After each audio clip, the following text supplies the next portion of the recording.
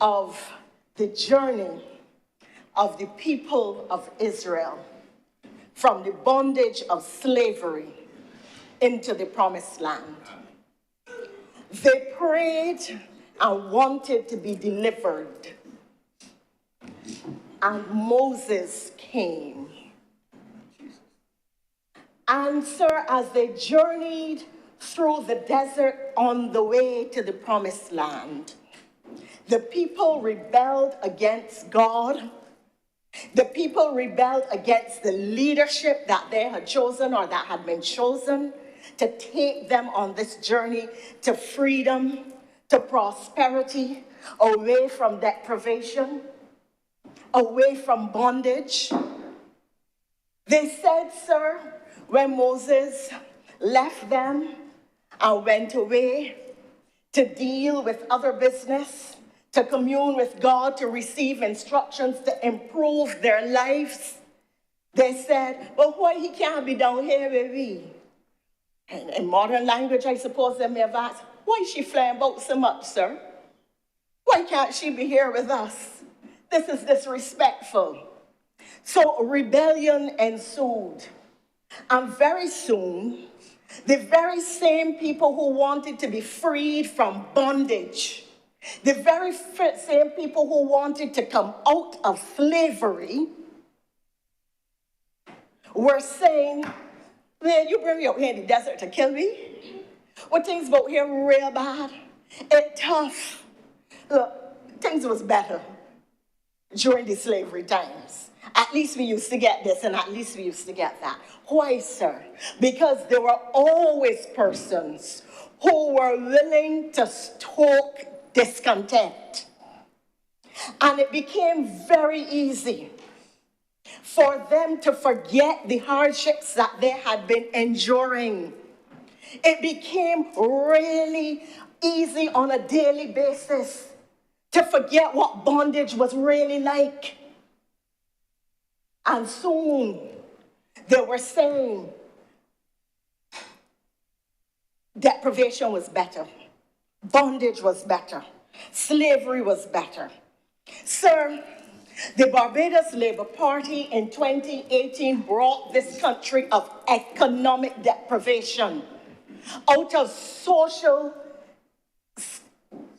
stagnation, out of environmental degradation.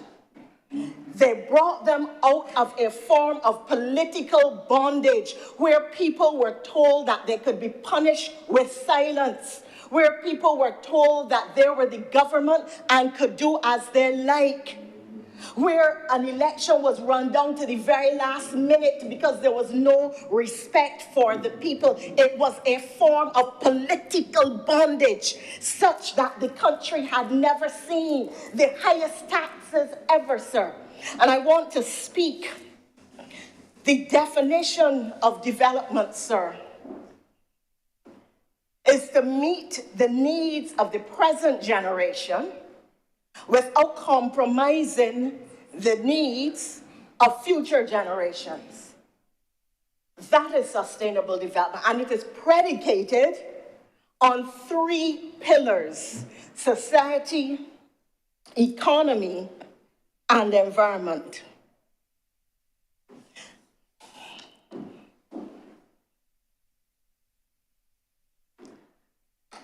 Prior to this administration, sir, we saw the highest level of taxes that the country had ever seen. The highest level of taxes that the country had ever seen. They were constant, they were punitive, they were rising, and they were rising in the face of double-digit unemployment, up at 18% and rising. Unemployment is today down to 8%.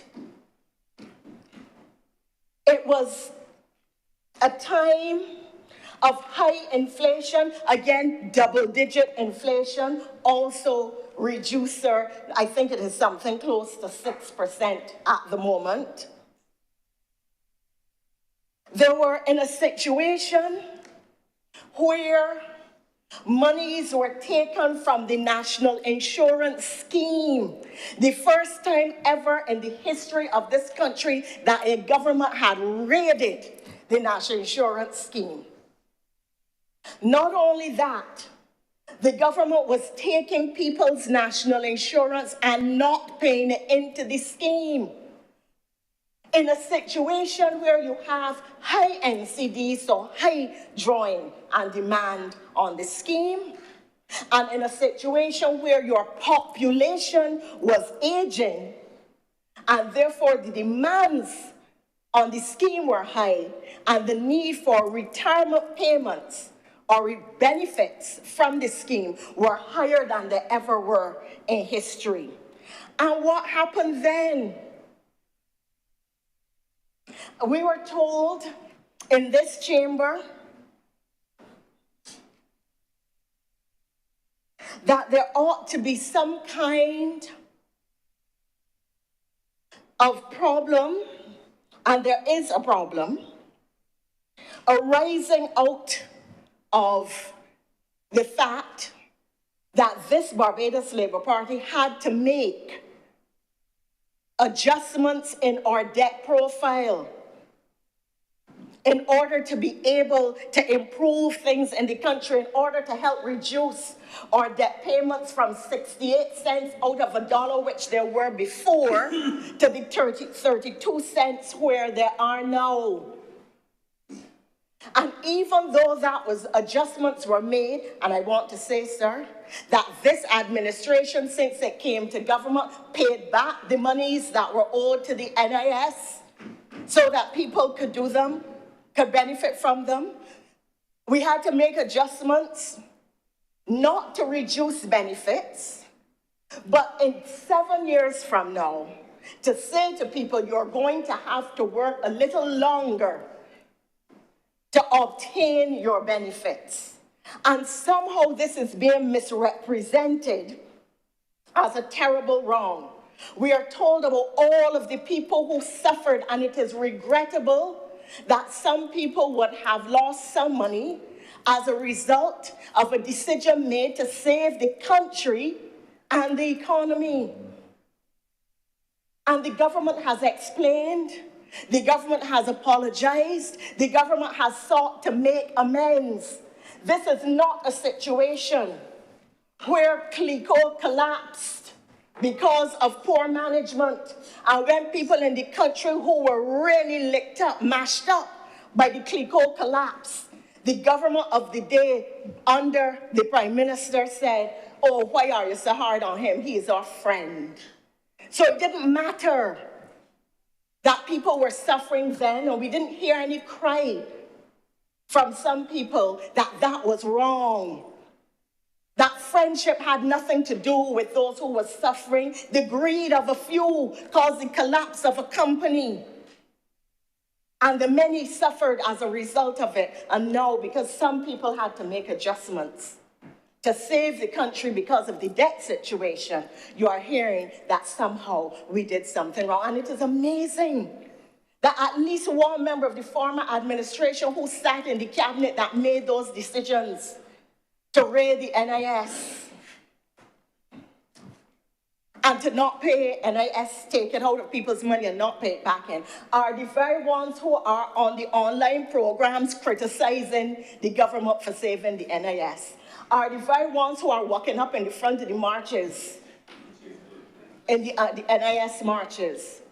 There is a level of sanctimoniousness that we saw over the course of the last 2 days, and that we are hearing from the mouths of the Democratic Labour Party and all its acolytes. That is really very unfortunate, sir. So I want to do two things. I want to frame the political context, and then I want to come, as I did with the Queen Elizabeth Hospital, when we had that debate, to look at the wider systemic issues, because really, that is what we need to be doing. Not just trying, I do this and you do that, and you ain't do this and you ought to do that. We need to get to the debate and the national conversation on what are the systemic underpinnings of poverty in this country. Why is it that repeated administrations have attempted to make adjustments to salary, to tax structure, to benefits, to all kinds of elements, constituent elements of the economy. And still we are seeing levels of poverty that we would rather not see. So let us as a country have the conversation about the systemic underpinnings of poverty that we need and ought to address if we are to effect social and economic transformation and have sustainable and sustained development for all the citizens of the country. The Prime Minister refers to it as giving every citizen a fair share of the pie.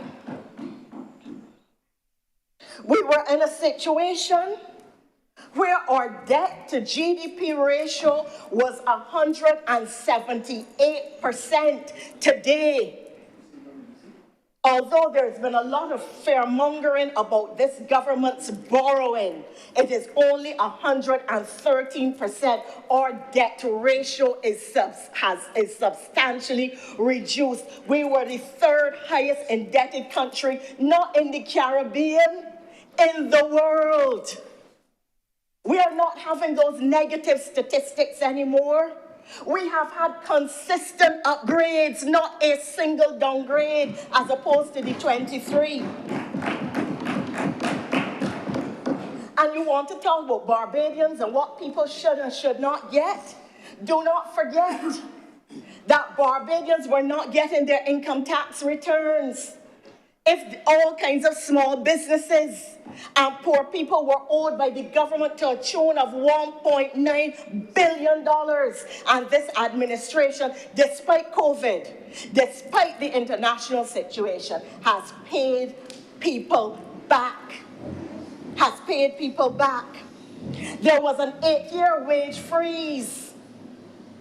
Civil servants were not getting increases. We have given 3 increases in 6 years, despite the strictures that the international situation have placed on the Barbados economy. And some of the people who would have gotten back money from the $1.9 billion that was owed would have been teachers and nurses and clerks in the civil service, people who work for $75,000 and under. At the environmental level, the second pillar of sustainable development, the country was also in crisis. In Bridgetown, residents of Emerton and surrounding areas were being stunk out, sir, to use a Bajan expression, because this Bridgetown storage system was not working. And when we got to the bottom of it, sir, you saw the huge trees that were growing up in the various plant and equipment.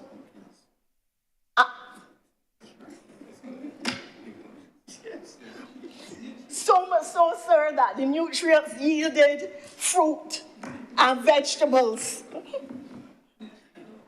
Growing up in the equipment, it wasn't being serviced, it wasn't being financed, it wasn't being replaced. It didn't matter if the people in the city choked to death. It didn't matter what the reputation of the country was. And then drive to Christchurch, where our country was reduced to its lowest ever with fecal effluent, raw fecal effluent on the streets. But people come in here with a lot of sanctimony. Oh, you have to do something. And all kinds of things. Not addressing where we had to bring the country from political bondage, out of political slavery, out of economic deprivation, out of environmental degradation, out of social stagnation. The state of police stations all over the country, they were seriously run down. Schools were in bad shape. All of them now have to be repaired, rehabilitated, refurbished, and that process is ongoing. New police stations have been built. Conditions have been improved. Then there was the issue of fees at the University of the West Indies, and that, again, we promised to address, and we did. Promise made, promise kept. We promised to address the sewer system woes, promise made, promise kept. We promised to lower debt, promise made, promise kept. We were told that it was not possible to increase the old age pensions. The old age pensions were promised, promise made, promise kept. We were told that it was not possible to give the salary increases to the civil servants. We promised, promise made, promise kept. We were told, sir, if we turn to the social, new garbage trucks had to be bought. Crime had to be reduced, and we got the report at Christmas that crime levels have been significantly reduced in this country. It took a while. But combined with the social programs, combined with the fact that more people are working, we have been able to see the fall in the statistics for crime. We were in a situation, sir, where people who relied on public transport could not get to work in the mornings and could not get home at night. In fact, sir, a new bus fleet had to be bought, promise made, promise kept. We have new electric buses. But the interesting thing, sir, is that we will recall the absolute new meaning that had been brought to air conditioning in buses. We remember the photographs circulated on social media with the buses without any bottoms and people scotching off for their life, people drawing up on the people that they don't know in order not to fall through the holes. The buses are here, new buses. People are driving around in luxury by comparison with before, air-conditioned buses with Wi-Fi, promise made, promise kept. When you listen to the sanctimonious speeches of the last couple days, you would not get the impression, or rather one would get the impression that there had been some kind of minimum wage or social safety net. This government introduced a minimum wage. This government has increased the minimum wage. Although it was scoffed at and said to be too little, when you come from zero and you get increases, you get something and then you get increases on it, how can you scoff at it? Especially when the level of the increase is such that it is as much as $100 a week. $100 a week to a poor man cannot be scoffed at.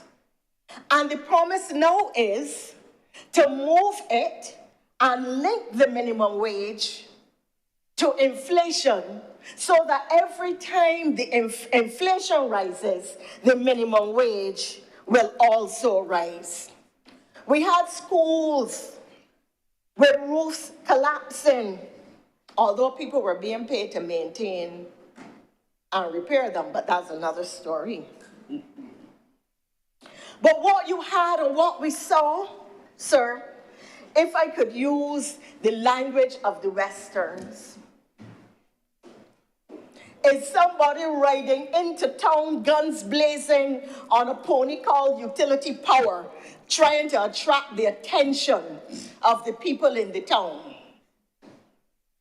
trying to appear to rescue those who did not need rescuing, those who had already been rescued, those whose conditions had already improved, those who are benefiting from the upgrades and the measures being put in place or which have been put in place by the Barbados Labour Party.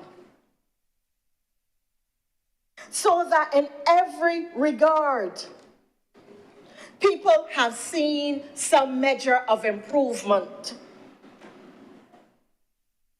Still, however, there is the constant stoking to create discontent, to create dissatisfaction, to make it appear as if not enough has been done or not enough is being done or that nothing has been done, even though people have been significantly, people's conditions have, living conditions have significantly improved. And that is not to say that there is not some element of hardship. It would be impossible coming out of a situation where your economy was not earning any foreign exchange or revenues, where you spent $300 million to support businesses, individuals, families, self-employed persons, in a time of great global difficulty, where finance, society, and economy were all impacted, where you faced a war in the Ukraine and in Gaza, where your shippings, your staples, most people did not realize until the war in Ukraine that the Ukraine was the breadbasket, that staple from corn to wheat and all kinds of foods, and the base for many, the ingredient base for many other products came directly from the Ukraine agricultural sector, so that your supply chains haven't been disrupted by COVID. Warehouses and manufacturing centers shut down.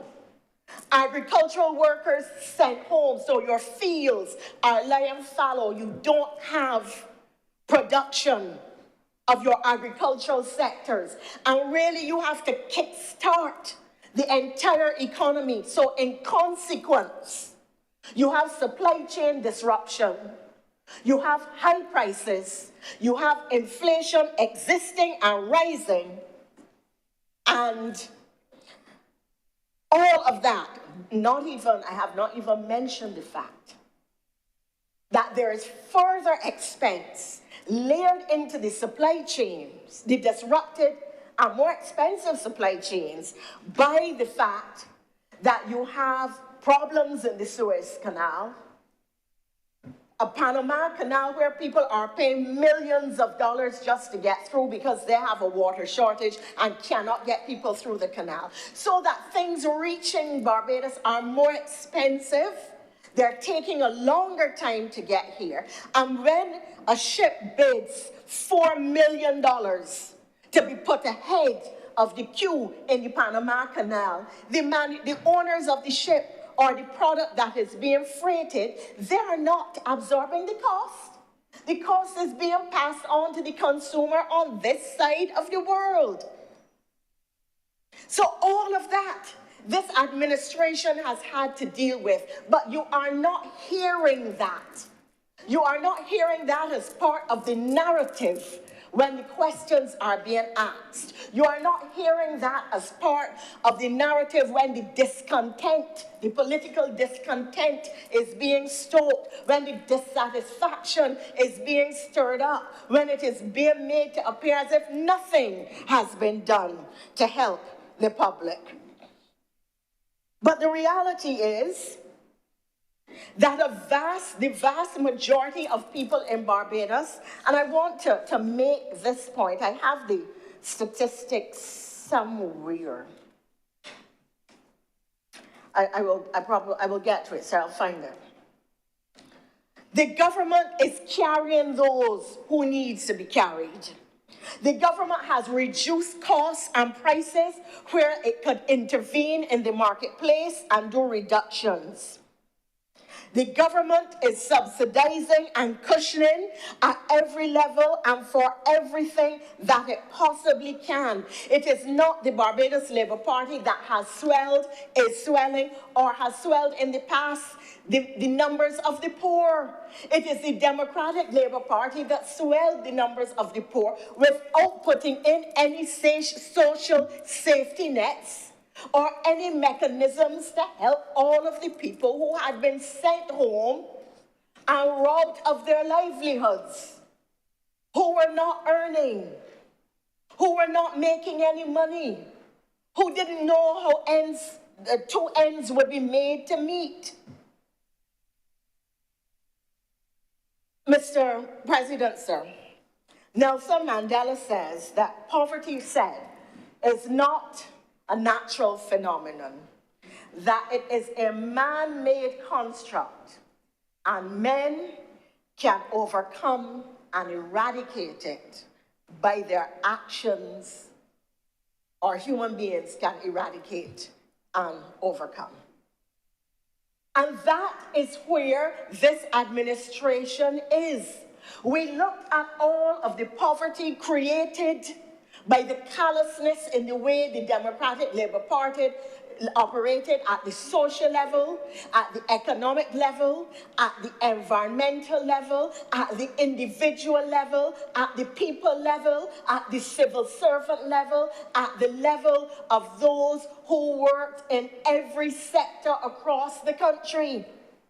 And in consequence, this administration has had to take steps and measures to address what we found and to reverse what existed.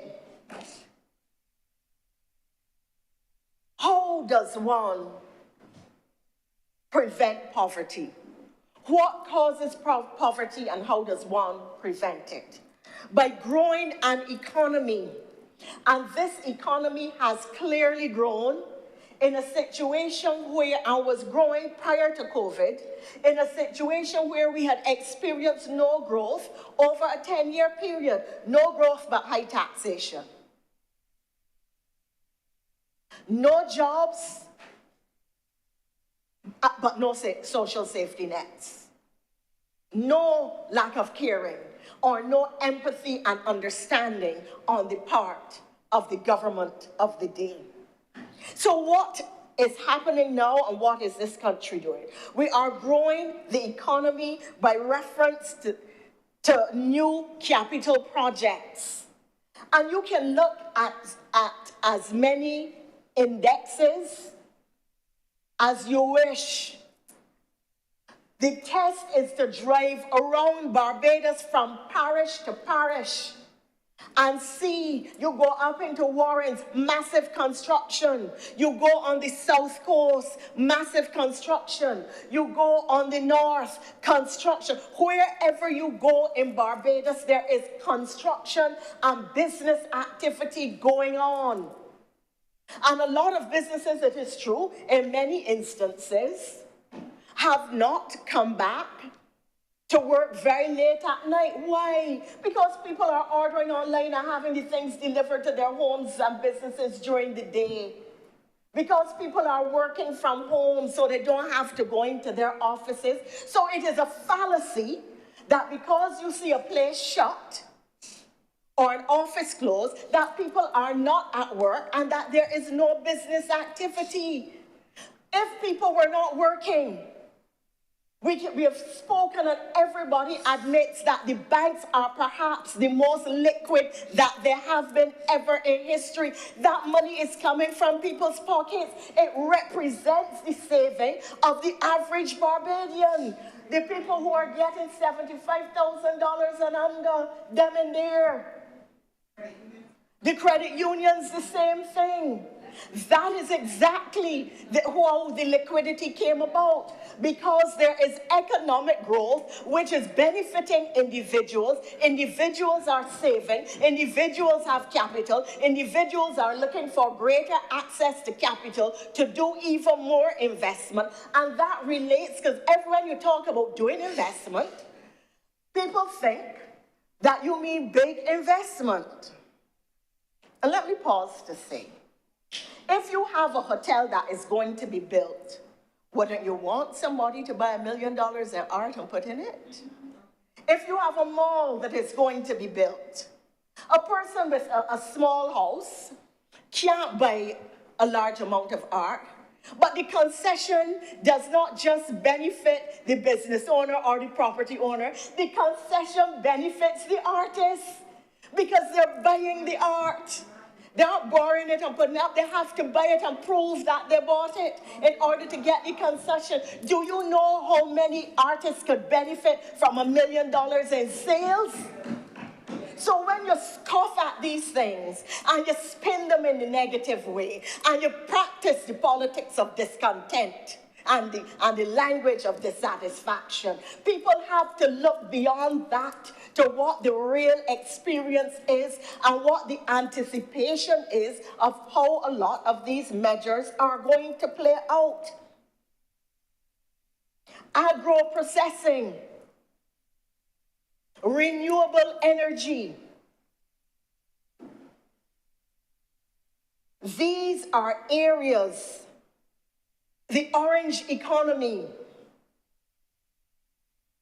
All of these are areas in which we anticipate growth because the sectors are being stimulated, because you have increased tourist arrivals. For instance, try to get a hired car and see how long it takes you. Very, very difficult. You go into restaurants or try to get reservations, you can. And it isn't only tourists, it is Barbadians who are going to these places, from Sheffield to Champers. Wherever you go, Barbadians are purchasing, buying. So this notion that Barbados is not a buzz, really, probably the people who are saying that are staying home at them and they're not actually home at them. But no, none. But certainly, when you leave your residence, there is action in the economy. There is action in the economy.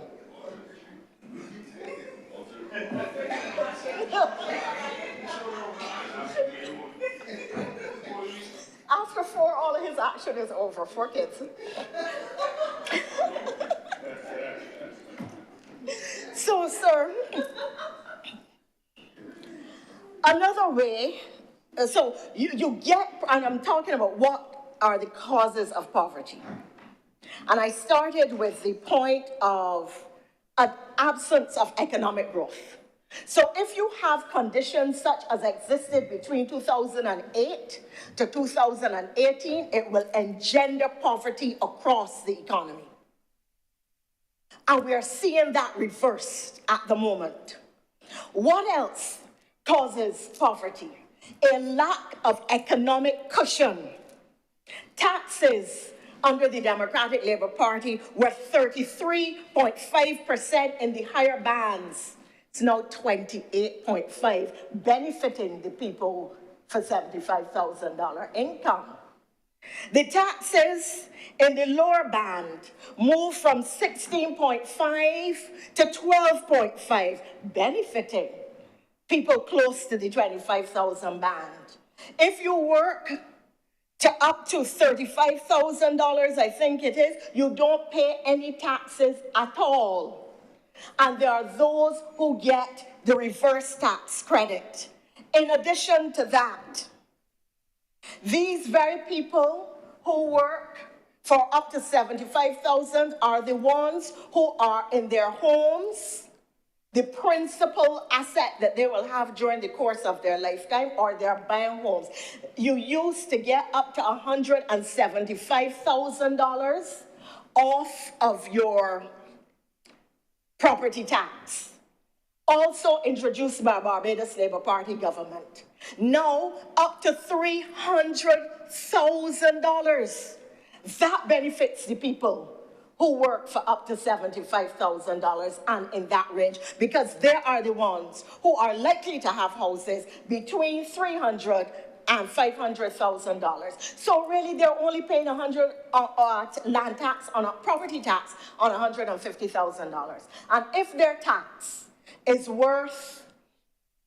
property is worth $300,000, they're paying no tax at all. That is a way in which people who are poor and in which people who have property, and that is a way of encouraging people to own property, and that is a way of easing people's pockets. Again, when you hear the politics of discontent and the language of dissatisfaction, you would not believe that the government has done all of these things. And that includes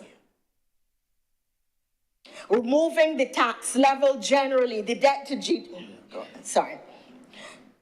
I want to get on, sir, to the fact that also to address the incidence of poverty and the level of hardship, inflation, and the cost of living, that government entered into a compact with the private sector for 47 essential items, plus certain sanitary items, that there would not be VAT on some of these issues, and on others, the retailers would hold the prices as low as possible. This has not been done across the world. This saved people, poor people, money. People in the lower income bands, people who earn for up to $75,000, and I would have thought that when you are doing your economic analysis that these are things that would have been apparent. It is essential as well. Then there's been the abolition of road tax. You're going to have to pay gas if you have a vehicle, but you don't pay road tax anymore. So again, that is another tax that has been reduced. And the personal level of personal income tax has come down, but generally, the level of taxation has been reduced from 28%, over 28, to under 23. That is a substantial ease for all Barbadians. In addition, there have been several incentives given to the agricultural sector.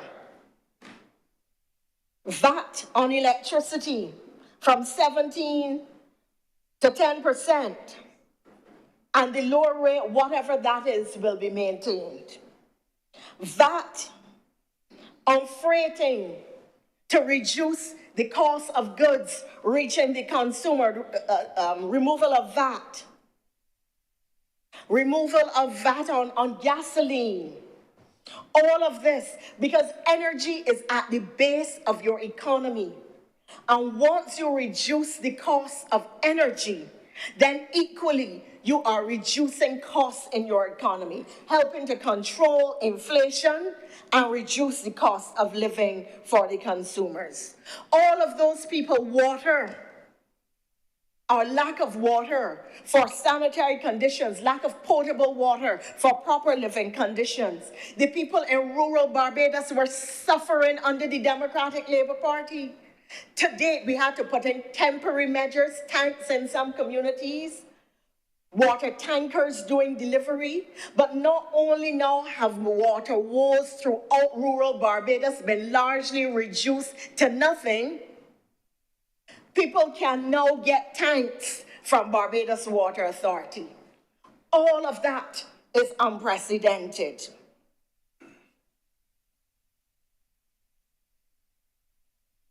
These are critical elements in which people are being supported, whether it is actual support, reduction in the amount of taxes being paid.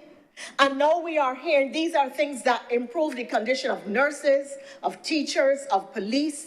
And in the last budget, we are told that these officers, teachers, nurses, police, will now be put on the travel scheme so that they can get loans without interest-free loans, which is a significant help in terms of your general transport costs and in terms of your expenditure.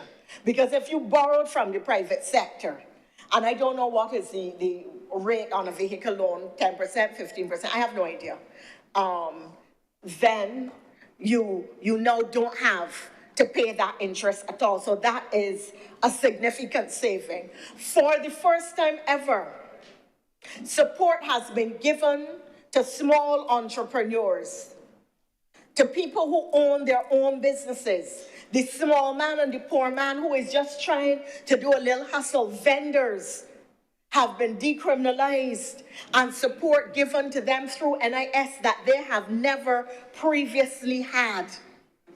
And let us not forget that education is a significant pillar of poverty reduction. And that is one of the areas in which the Democratic Labour Party sought to deprive the average Barbadian. When people had to pay for their education, UE enrollment dropped by 70%, particularly among women. That meant that that whole generation of people could not move upward, could not get an opportunity for upward social mobility, could not help their families, could not lift them out of poverty. And not only did they deprive them of the opportunity of a university education, the same free education that they had, they refused to extend to others.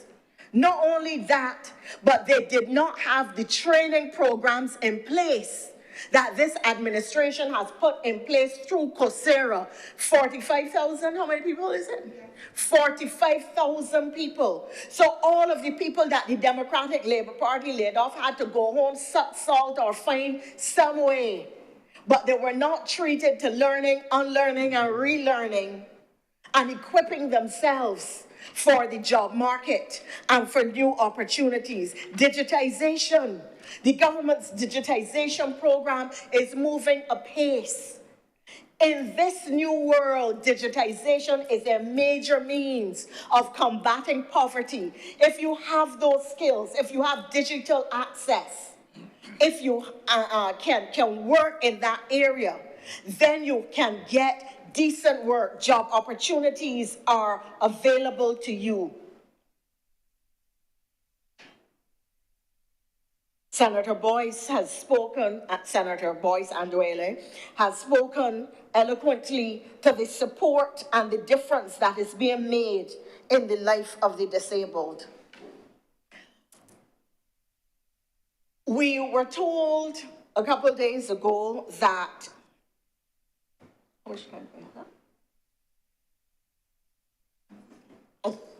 we were told that the Tenantries Freehold Purchase Act represented a leap forward because it gave persons in Barbados an opportunity to land, access to land at affordable prices, 10 cents a square foot.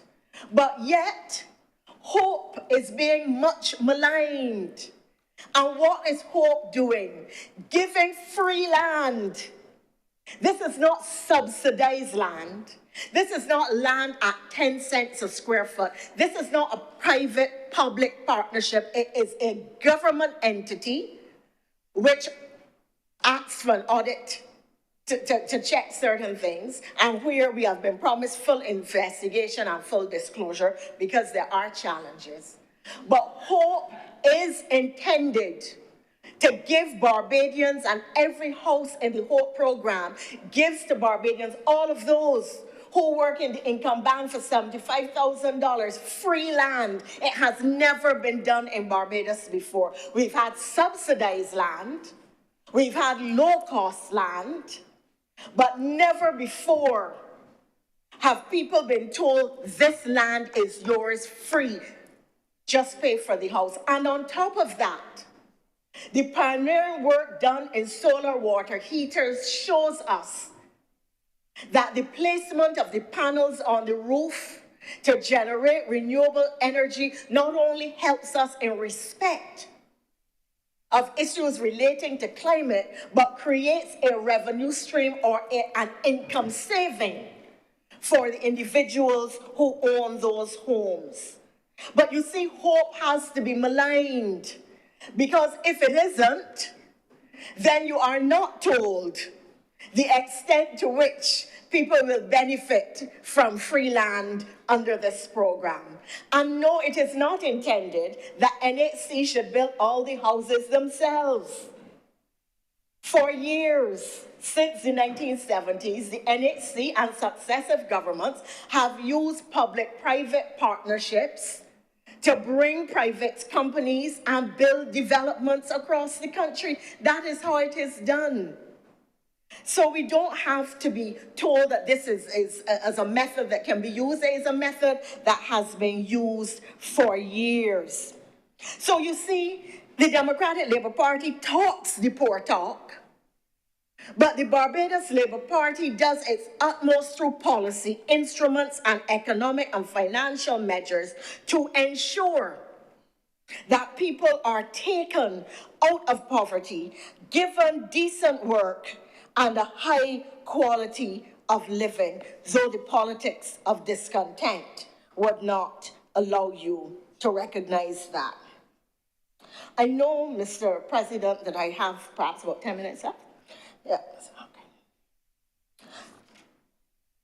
I have indicated, sir, the kinds of measures that have been put in place by this administration to make a difference to the small, to the poor, to the middle class, to the vulnerable, and how those measures have affected positive change and are helping, how it is creating greater equality and breaking down social barriers.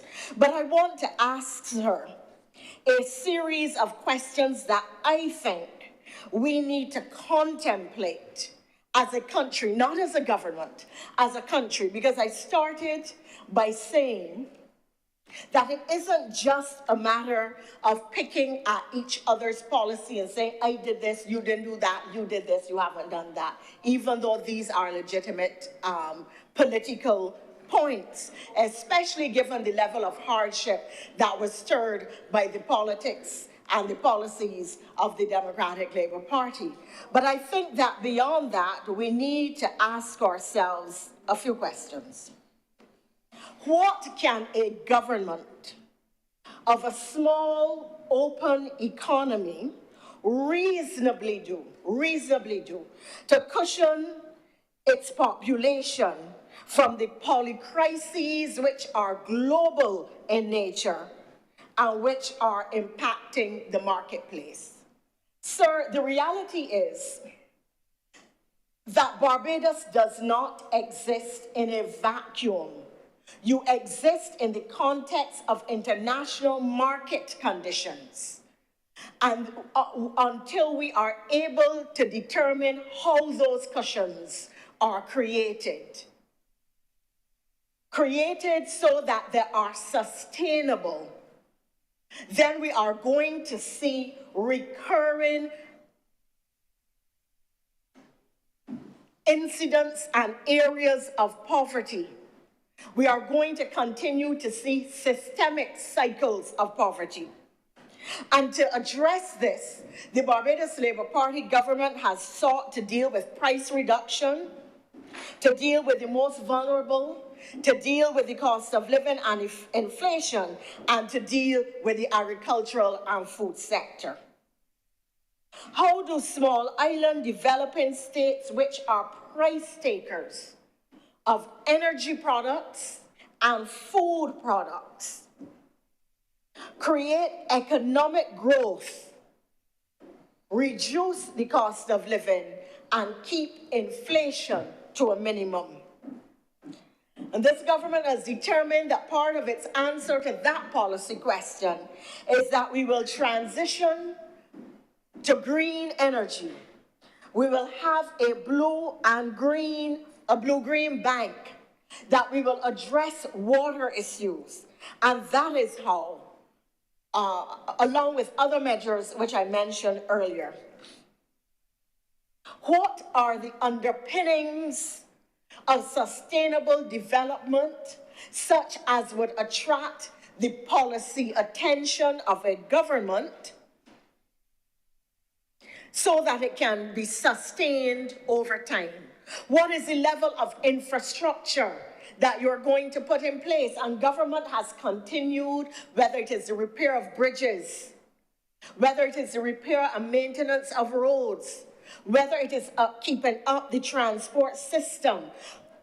What is the level of infrastructure, and is it of a type that it is prepared for exogenous, particularly in this case, environmental shocks? Can it resist those shocks? Can it recover or withstand those shocks? And how long does it take you to replace your infrastructure after an external shock? These are some of the questions which are important if you are having a discussion on poverty. And I was amazed that the senators for the Democratic Labour Party felt that it was all right not to make any suggestions. That is, in my view, because as ever, they are bereft of ideas and bereft of policy solutions, devoid of answers which make a difference for the public. So it is easy to stoke the discontent. It is easy to speak the language of dissatisfaction. It is much harder to do the hard work and the policy suggestions and the instruments that really make a difference. But this administration has brought a level of vision and action to what it is doing in order to save the poor, to save the country. What are the measures needed to stop systemic poverty? And I've spoken to jobs. I've spoken to education. I've spoken to land ownership. How do we create in a post-colonial society and a post-slavery society where the majority of your population still does not have access to intergenerational wealth? Because that is the secret, you know. There are people in this country, both black and white, but a majority happen not to be black, who will never, whose children will not have, sorry, let me frame this. The idea is to creating intergenerational poverty is that one generation stands on the shoulders of the generation before them. That they are able to live a quality life that is considerably improved from that of their grandparents and their parents. The challenge is that when you look around the country, that we are not finding enough people to build with whom we have built as successive administrations, although the Democratic Labour Party did a lot to rob people of that opportunity. As successive generations, successive governments, intergenerational wealth that truly makes a difference so that the children can pass on serious wealth to their children, so that well-being does not stop in the first generation that got a bungalow or a motor car, and then after that they aren't doing well again. And we are doing it through proper jobs, decent work, through education, through removing the other elements that create systemic poverty.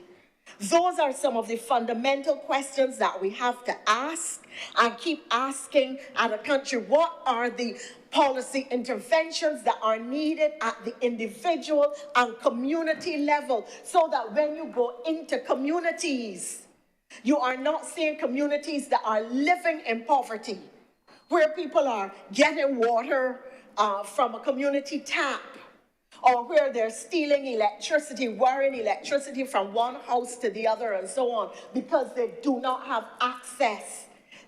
What are the individual interventions? What are the community interventions? And for people who live, for instance, in St. Michael East, We have indicated that for the long problem of lack of sanitary conditions and absence to water, that we are turning to address that after it has been repeatedly promised, promise made, promise about to be kept. Mr. President, I have gone through systematically the promises made and the promises we have kept. I have gone through systematically the measures being put in place by this administration, which has made a difference and is making a difference. And I do not think that the answer to the ambitious target of 2,000 houses per annum is to reduce the target, but to increase your effort to get to the target and to determine what stakeholders and partners you need in order to make that happen. You cannot have 17,000 people on a waiting list for houses and be reducing your target. You have to increase your targets, but you have to find the ingenuity to deliver. And that is a final element, Mr. President, that in the comments made over the course of the last few weeks as these matters have been debated, the Prime Minister has promised improvement in delivery and implementation. And I think that that is a key issue in relation to poverty intervention strategies and maintaining your development trajectories. It isn't the conceptualization and the creation of new ideas. It is the delivery and implementation, the quality of the delivery and implementation, the speed of the delivery and implementation, which creates the difference for those who are waiting to benefit from the policy. Mr. President, I started by making the point that we came out of a period of economic, financial, social, and environmental slavery and bondage. A period of political and social deprivation. I conclude, sir, by saying we are not going back. We have sighted the promised land and we are headed toward it. There will be no turning back to what existed before. And despite the politics of discontent, despite the rhetoric about poverty, what we are doing is creating sustained and sustainable prosperity for all Barbadians. That is the policy objective, and it is something behind which every single member of this Barbados Labour Party is throwing their skills, their talent, their energy, and their time.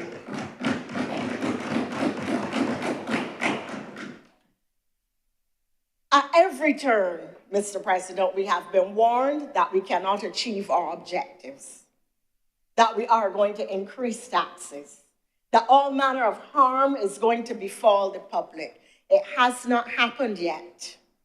And by the will of God, sir, it will not happen. Nelson, I quoted Nelson Mandela, and I closed with Nelson Mandela. Nelson Mandela said that we have to recognize the world is in a hurry for action, vision, and delivery. Mr. President, the government is in a hurry to deliver for the people of Barbados the action and vision which we know will bring about the sustained prosperity of which we speak. I'm much obliged to you, sir.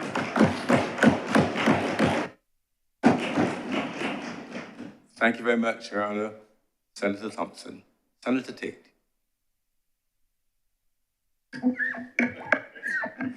Thank you, Mr. President. Permission to remain seated, please. Certainly.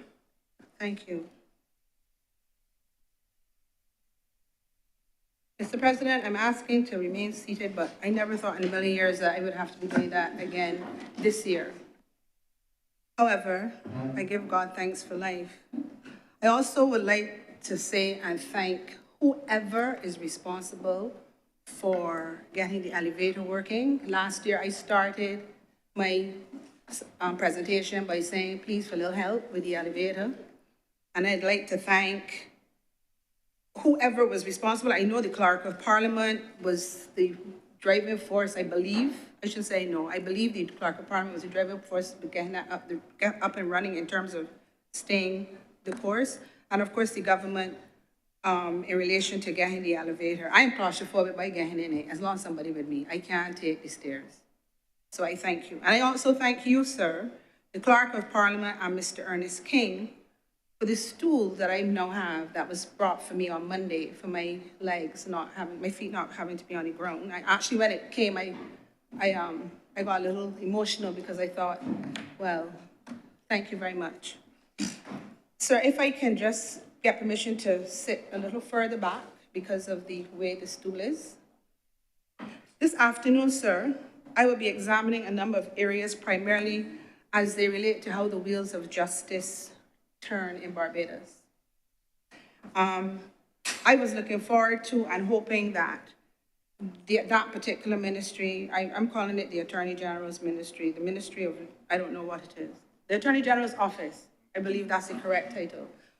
It didn't make the well, and I regret that because I find that unfortunate because I believe that there are a number of issues that I am going to raise that would have been undoubtedly addressed in that forum. But be that as it may, I will proceed. Sir, in this year's estimates under head number 30, that is Attorney General, and program number 242, which is Administration of Justice, the program statement is as follows: to ensure the court system and the administration of justice functions speedily and effectively. Now, I do not believe, look, it's already happening. It is already happening. I look across at Senator Nichols, and he is smiling and chuckling because there is no attorney that sees that is not going to do exactly what he did, because I did it too. Because the wheels of justice are not functioning speedily and effectively or as well as they could, or, well, he's given me help with at all. And, you know, that is not a point finger thing that I'm doing. Mr. Nichols can do that. But certainly, I believe that there are certain things that need to be said because in this very same Senate, recently, there was talk about fees for lawyers needed to be adjusted, and lawyers this and lawyers that. I will get to it specifically, sir. You will expect me to deal with it at some point. But in order for justice to be speedy and effective, there needs to be certain things in place. If they're not in place, the pieces cannot fit. They will not fit.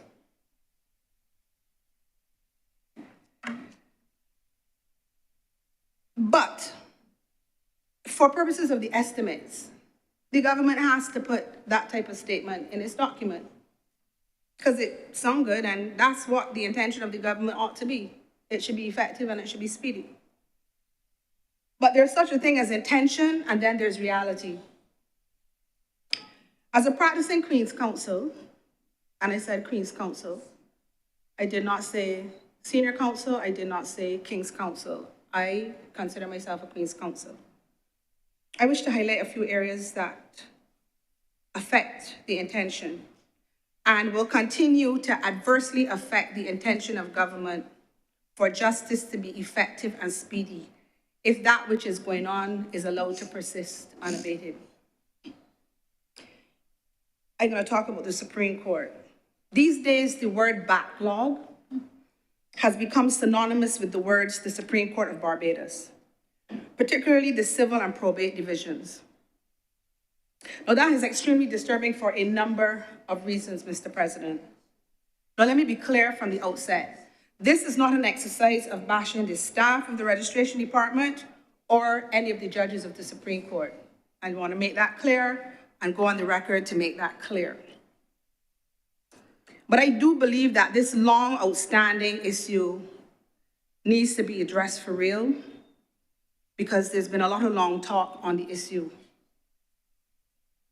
These days, when somebody tell you, all right, let me go to court, you scam out. That ain't a problem. It's going to take a number of years to get going. So I'm asking, what is the government's plan to deal with the vexing backlog? Is it an increase in the funds to the Supreme Court? When I looked at the estimates for the Supreme Court for 24-25, it shows an increase in that total sub-program from $7.3 million for 2023-2024 to $10.1 million for 2024-2025. So that sounds like a $3 million increase. But the thing is that the heads such as maintenance of property and machinery and equipment both had increases of $1 million each. So therein ends the $3 million increase. So that doesn't look as if that's the idea for the backlog. So is it an increase in funds for computer software for the registration department? Okay. When I looked at the estimates under the registration department, which falls under the Attorney General office and is actually the administrative arm for the Supreme Court, it shows that $365,000 was allocated to purchase computer software from 2023 to 2024. But Mr. President, here's the thing. It's been reduced to $110,000 in 2024-2025. Now, I am not a computer person. I'm not technical.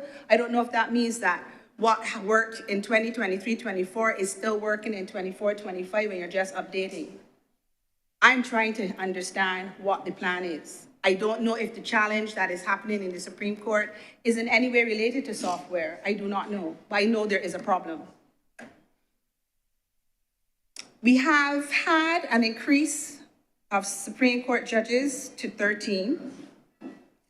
In recent times, the court list has been reduced from an average of 20 cases per day to 10. But then recently, I saw one of the judges had a court list of 14 cases allocated to her. And these are cases per day, not per week. This is per day, 10, 8, 9 per day, 5 days a week. We have judicial assistants allocated to the judge, but here's the thing. The judges are sharing the judicial assistants. So if 2 judges need a judicial assistant, somebody's gonna get trumped. So you have them working every day, 8, 10, 14 cases. Judicial assistants are being shared, and I am not sure, but I've been made to understand that the judicial assistants are not necessarily persons who have been practicing or called for many years. They might be people who are new to the profession, which is fine, except that when you have a complicated matter, somebody who's now coming out of law school will not be able to bring to it the same expertise, knowledge, and gravity. Oh my goodness, Senator Nichols is on point. He needs to come and sit next to me, sir, today. I don't know, he helped me in today, sir. Oh, let me go on record, Mr. Sir. I forgot to acknowledge that Senator Nichols assisted me up today, including bringing in my handbag. I want it on the record, sir. Having said that, sir, and I'm not trying to take work from a junior attorney. I'm just keeping it real. If you have a complicated matter with a judge, they need somebody who can get it done quickly and efficiently, speedily and effectively, because they still have cases to do every day. So if you do not make the salary attractive to somebody who has 5 or 10 years, you're always going to get somebody who's now coming out who wants work. I said this when we debated the bill to introduce the new judges. You've got to get serious with what you're doing. And a judge, every judge should have their own judicial assistant. That's just a fact. There can be no sharing, because you're either going to have a judicial assistant that is torn between who they're going to work for, or worse, in our world, seniority trumps everything else. So if you're working for 2 judges and one is senior to the other, our way of doing things is we acknowledge the senior judge.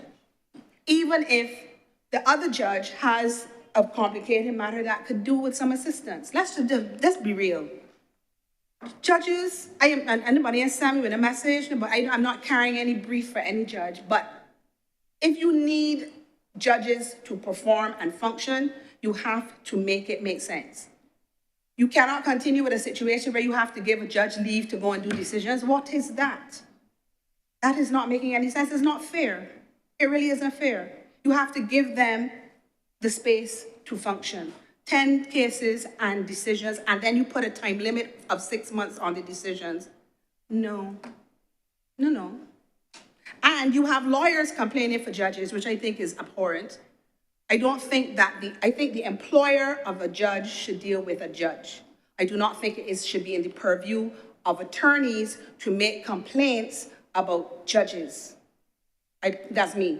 I don't know if I can get licks for that, but if it has to do with productivity in every other environment, the employer deals with it. How we get to be in it? How? No. And don't even tell me about letting the client do it. Because then you want that same judge to deliver a judgment for you? How? No. Mr. President, I continue, please. I also believe that for the system to work, there cannot be people in an office making decisions for people who have to work the system. I believe that there ought to be serious, frank, and comprehensive consultation with the persons who have to work the system, i.e. the honorable judges of the Supreme Court of Barbados. We will never know all of the issues that they have unless we have them sit and tell us what they are, so that you can create an environment that they can produce. They can tell you if what you're asking them to do is reasonable and doable. But to keep going over the same thing over and over, you know what they say, if you keep doing the same thing and expect a different result, somebody is mad. And I don't mean vexed or angry. We need to include those persons who know what, and it doesn't only necessarily have to be the judges either. All the various stakeholders to getting justice to be effective and speedy need to be consulted with. Apart from being the courteous thing to do, it's the logical and practical thing to do. They're the persons who have to work the system. I'm going to segue here, sir, and move from the Supreme Court and go to court annex mediation. That has been bantered about in Barbados for approximately 10 years. And when it was first heralded, it was heralded as a viable way to assist with the very backlog that we keep talking about. It was supposed to make it better. Right now, our backlog is worse. I have not been able to find a subhead in the estimates for mediation. I have found a heading in the emoluments for a mediation coordinator. I am aware that the mediation takes place in the new Sir David Simmons and Sir Henry Ford complex. I can't remember. I don't know. What do we call it? Again, Senator Nichols has helped me. Sir, did you hear him? What is it? Seriously, Henry Ford and David Simmons. Judicial and Legal Services Complex. That is straight from Senator Gregory. I don't know his middle name, Nichols, sir. Let's call him Isaac. All right, Senator Thompson. So we have this, we have been given the mediation court annex program persons have been given the top floor within which to work. But that's all about all it has been. And I have a problem with that, because if you are serious about getting down the backlog, what's the word? Finance that which you need to make it happen. Let us be serious. We are reaching an untenable place where we have a situation, sir, where we have decisions that are heard by judges who have retired. We have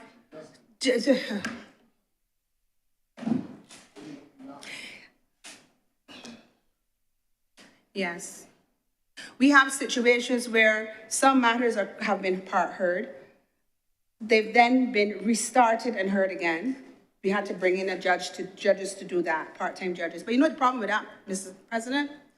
If your matter is outstanding 6 years, and you are of a certain age, there got some people in this room today that 5 minutes from now, they're not going to remember what happened 5 minutes ago. Your hand is up, not you? Your hand is up, Senator Thompson? Okay. And it's not a joke. So you're asking persons to recreate what they said already, hope that they are staying true to what they said before. But what happens if they forget? How is that ensuring that justice is effective and speedy? Worse yet, Mr. President, what if one of the witnesses or parties to the proceeding made the mistake and pass away? What is that about? We need, on a serious level, legislation that will deal with these types of matters, because we have some retired judges that have the dubious honor of having double-digit cases outstanding. It is not a joke. I have a colleague that I know extremely well who has 90-something-year-old clients. I can't get a decision. I'm not only talking about part heard, I'm talking about judges who are sitting, who for whatever reason are unable to deliver their decisions. This is not effective justice. It is not speedy. It is dangerous, and it's unfair. So there has to be something that deals with those types of scenarios. Part heard, and then retirement, or for whatever reason, you don't have a decision because it impacts family matters. You have a matrimonial home, somebody in, somebody out, you can't get a decision. You have, all right.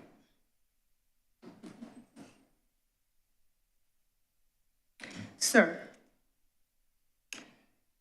So I encourage the government to relook and recommit itself to the court annex mediation. And we need, in that regard, we need to have a proper structure in place for mediation, since the current use of a practice direction under each Chief Justice is slowing down the development of mediation in Barbados. And when the practice direction expires, there's no basis on which mediation can continue. That's flawed. So in that case, you would need to put legislation in place, not a practice direction that it has an expiration date. There's a need to put some form of restorative justice in place so that once you have people with disputes, alternative forms of resolution can be used other than criminal sanctions. So you have domestic violence situations, or you have civil matters or family situations. You also have to protect the environment that exists at the Sir David Simmons and Sir Henry Ford legal complex justice. Because, y'all know what I mean, I'm gonna say the complex. Because when you have a mediation and you have parties, we need security. In my training as a mediator, we have been told about parties. One party wanted to go to the bathroom. The woman went to the bathroom. The husband said, I want to go to the bathroom. Nobody paid attention to that. And the husband might kill the wife in the bathroom. So we can't be doing mediation without security. Not here, not here, not here, not here, not here. But we need security. We need to, the money that's allocated for mediations that run a minimum of 3 hours at a time, which has nothing to do with the pre-mediation work that goes into a mediation. We have persons who don't do mediations determining the cost. So we have $500 per party, which is ridiculous. If it's part of the court system, the disparity in the fees is too great to attract qualified persons to conduct the mediations. You have qualified people who have stopped being paid $500 for anything a long time ago. You have persons who do mediations that if they go to a taxation, the registrar of the Supreme Court will start at $1,000 an hour for that person, but they're qualified to do mediations. But are you think they're gonna come in? There's a lot of talk about doing things pro bono and all kinds of, nobody don't mind doing pro bono, but this thing about disrespecting people's expertise, time is flawed. There is a thing called service to country. Every one of us in here are doing it at $16.75 and 79 cents. I know the number by heart every time. Y'all know y'all like when I do it.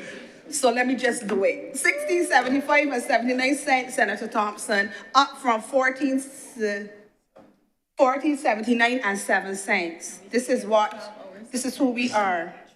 And we have documents like this to deal with. So I want everyone to see cameras. And we have a government who is not playing with the amount of legislation that they are churning. And that's not a criticism, that's a fact. Now, on that note, we have to get real with how we're doing things in these two houses of parliament.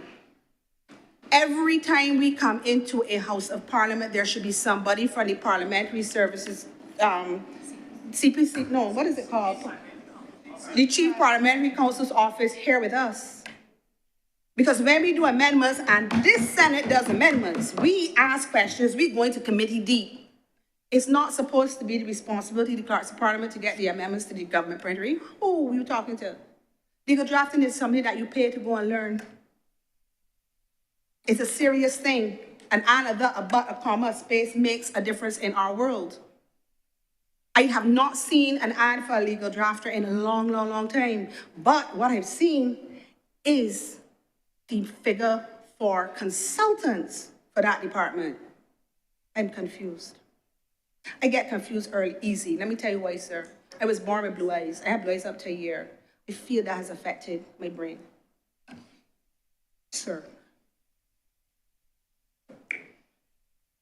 We have to have properly trained, with respect to mediation, I continue, we have to have properly trained persons in the forefront who can promote mediation and help with the growth and development of mediation. There must be a sensitization of the communities and court to the communities and court personnel.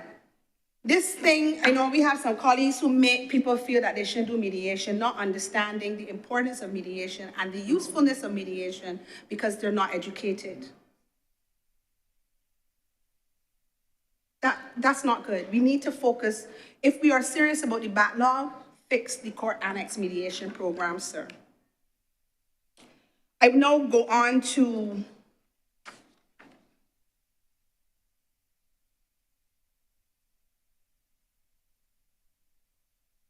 the e-filing system known as Courier. Another problem with the efficacy of this digitization. You cannot be implementing things that don't work and then get vexed when it doesn't work. You can't. You know, the traditional system of manual filing, you are filing immediately on site. That if the document required the registrar's signature, you get back the document in 2 days. With e-filing, sometimes documents take weeks and in some cases months to be processed and filed. So then you have a situation where if you have a statutory time limit, you are challenged through no fault of your own.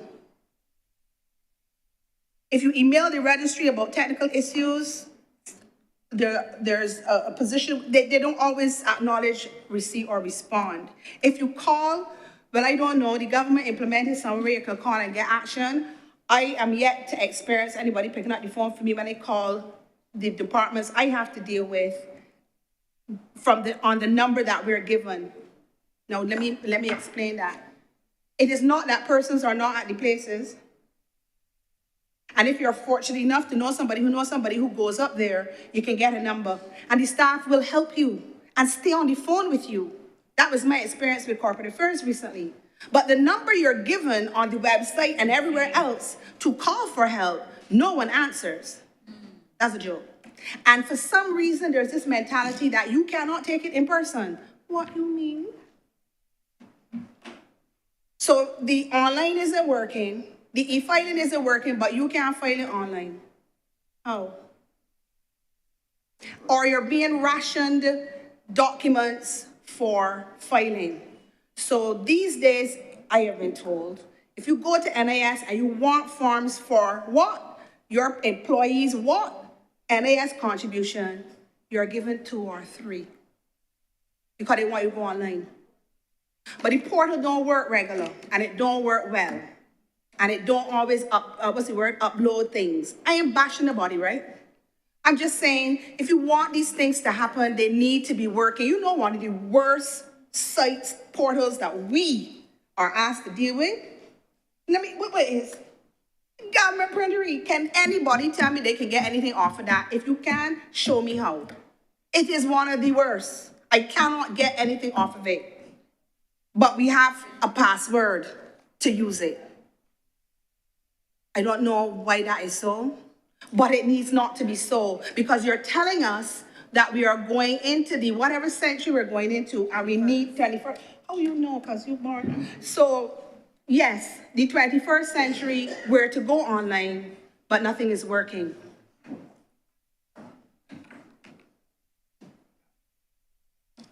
I know a colleague very close to me who filed a document on the 7th of March. It has not been seen, processed, or filed. When we have deadlines, and if you don't do something by a certain time, it is not dismissed or struck out, you can't be doing that to people.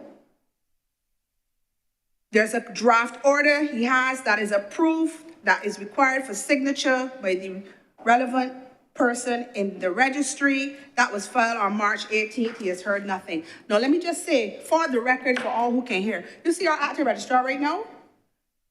I tip my hat to her. She came in, and she ain't playing. This current acting registrar, she's registrar now? But I beg my pardon. The registrar now, you could call her name. Miss Sharon Dean has stepped in, and she has hit the ground running, and I take my hat off to her. She's trying for truth. She's emailing us and letting us know what's going on. She is trying. I give her kudos on the record. May she continue and not get overwhelmed. Easy Pay is another story for another time, Mr. President. It want Jesus. That's what I'm going to say about Easy Pay. If I say Easy Pay want Jesus, Senator Thompson, in training to be holier than she is now. You understand what I mean? Yes. Mr. President, through you, I just wanted to find out. Okay. It needs Jesus. It needs Jesus. It needs Jesus. And the thing is, Korea has been in place now since 2021, early 2022. It's not getting better. And there are some lawyers who tell me that they say that the process has failed. I'm moving off from that. That needs work. If that's how we're doing business, it needs work. You see the probate division, sir? I filed an application for a young lady who was, at the time of filing 2-3 years ago, was a minor. Fees were paid on an application that is done on behalf of a minor. The child is now an adult. The application has to be done over because the grant can no longer be issued to the parties who applied on her behalf because she's an adult. Who is paying for that? I just asking. Can I file it? Who is paying for that, Mr. President? Or the housewife that I worked for. Notice I said a housewife. So what that means is her husband or her deceased husband was the one who dealt with the finances. For almost a year, she had no access to the bank accounts because the only thing that a bank will release when there's a death is the funeral expenses on the production of a bill. What is she supposed to do if her life was her husband and her husband has passed? That department is overworked and understaffed. But as a colleague of mine recently opined in a newspaper, there are millions of dollars tied up in that probate division. And I'm not talking about fees. I'm talking about money for parties. I'm talking about money for the economy. And I'm talking about money for the government coffers, Mr. President. Estates generate income. If we can get the... When I first started to practice about 10 years ago, all who laugh, sir, there has to be sanctioning for the persons who just laugh. All like Senator Barrett, everybody laugh. But you know that Dr. Hazel laugh, she believe it. I love her dearly. To the day I die, I can appreciate that young lady.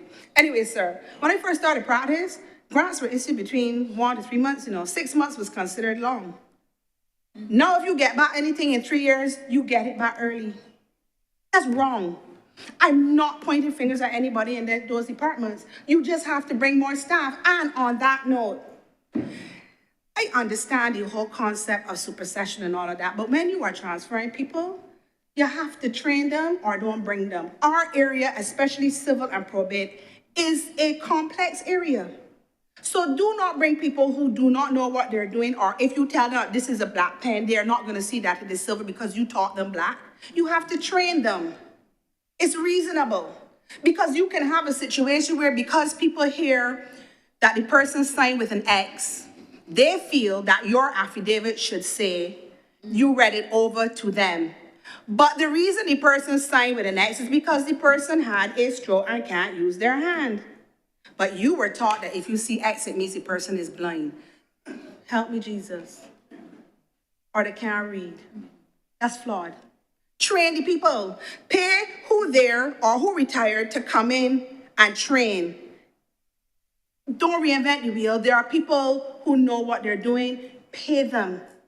Let the registry run efficiently and speedily as the Attorney General's office says it's supposed to do. Okay.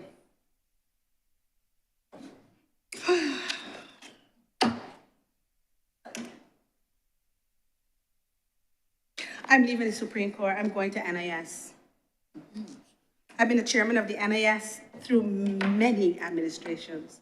I'm saying that right now. Many. What did I say?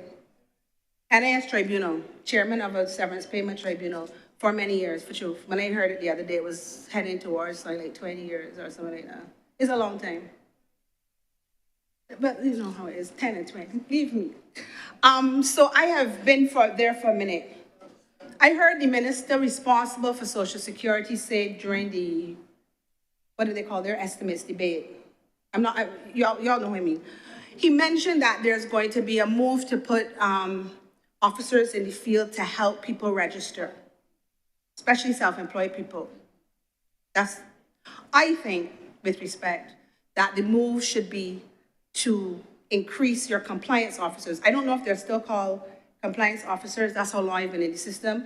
I see a definition. I see a reference to an inspector, an NIS inspector. I'm not sure if it's one and the same thing. Compliance means the person who is making sure that employers are doing what they're supposed to do. I remember in the early days of I had a compliance officer in me every 6 months, 4 months. I got 2 members of staff at the time. But we have situations where persons are not being reviewed. I've had a woman appear before me where an employer was trying to pay her severance with bananas here because she worked for him on a farm. And because she was illiterate, he felt that he could pull that. Did I tell y'all heard it just said bananas? That could not happen or should not happen if that employer was being checked by a compliance officer. I've also cried, got emotional, but not cried. My entire tribunal got emotional when a man came. Very chuffed that he has been paying his NIS on time since the 1980s. And he had to close because he was a casualty of COVID. And that man come and appeared before me, and he was a majority shareholder, you know what I mean? But he was playing as an employee. He could not get severance. Now, he could come to me, could have a conflict of interest. But if there was a compliance officer, and I said to him, didn't anybody come in and check your records? No, they didn't have to. I was paying on time. That man cried in my tribunal, sir. He broke our heart, no lie. And his house was in trouble because the mortgage company was coming, talking. Let me read it. The NIS portal, one of the few that you can actually open sometimes, says, the quick, under frequently asked questions. May I, sir? I'm from my phone. Suppose I'm a shareholder in a company. Am I self-employed? If you're a majority shareholder in a limited liability company and involved in the day-to-day operations of the company, you may be seen as self-employed. You should check with who? The National Insurance Department to confirm your insurability status. There is a vast difference between self-employed and an employee. You are treated differently. You ain't getting severance. Wrong. Bring more compliance officers. And on that note, let's be clear.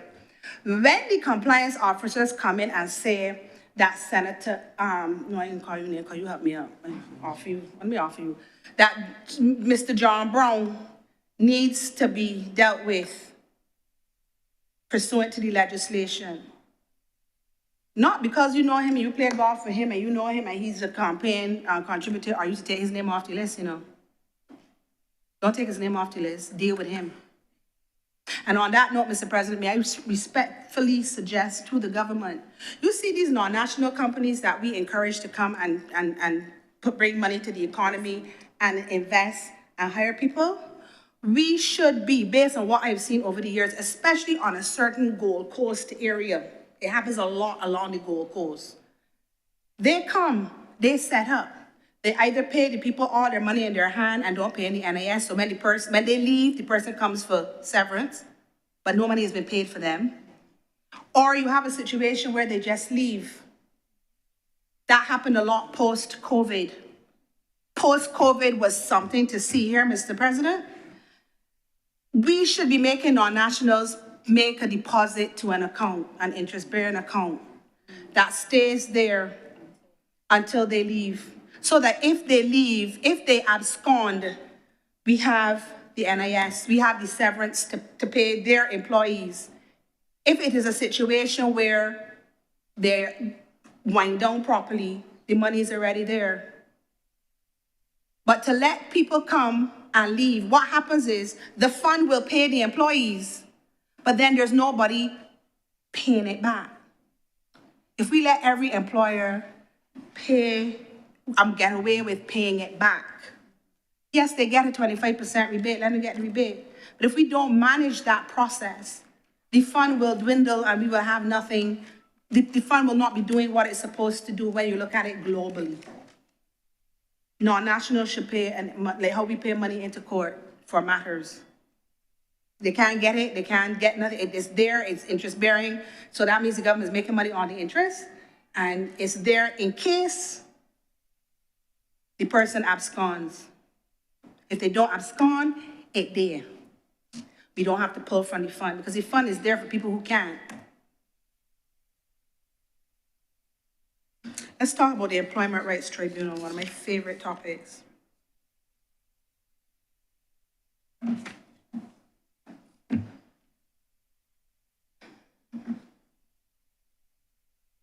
That is a tribunal that, when I look at the estimates, it has not, and listen, the people who put this thing together are pretty amazing. It confuses me. I stay in my lane. I try very hard to find it and work with it. But I'm not seeing an increase for that tribunal in the estimates. But that tribunal, since it has been established, now is supposed to deal with discrimination at work, sexual harassment, and I'm hearing the concessions too. Same tribunal. One set of staff though, one registrar, one secretary. No chairman has been appointed since the previous chairman resigned in March 2023. They have one, it's supposed to be one, according to the legislation, is one chairman and two deputies. I don't understand that disparity. Bring everybody chairman. Severance, there are 4 chairmen. Each chairman is assigned a tribunal secretary. Each tribunal is assigned a transcriptionist, and off we go to the races.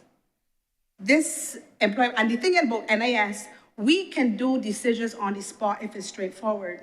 So we can give somebody who comes in today their decision today, and the machinery starts to run for them to get paid their severance.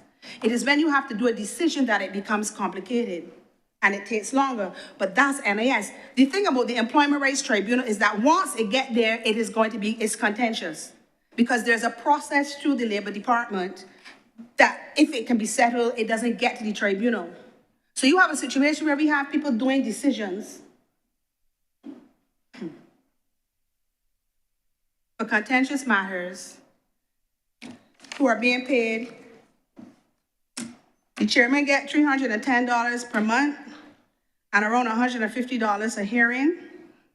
They get more than me, sir, and NAS. They're giving ERT more money. It's an abomination, really. The other 8 members, he does, we say, we could never be accused of doing this for money because we don't get paid money. We get paid stuff. All right, the stipend paid is, the other 8 members, including 2 deputy chairpersons, receive $120 per sitting and approximately $230 per month. Some sittings last up to 3 hours. There have been no adjustments for the 9 years that the ERT has been in operation. There's 1 secretary to serve 3 panels. Therefore, only 1 case can be heard at a time. You see how you're encouraging backlog in another environment, another justice environment? You already got backlog going on in the Supreme Court. By the very setup of this Employment Rights Tribunal, you are going to have backlog. I am personally familiar with a case where the person was unfairly dismissed going on 6, 7 years ago. His matter has not come off for hearing yet. How can it?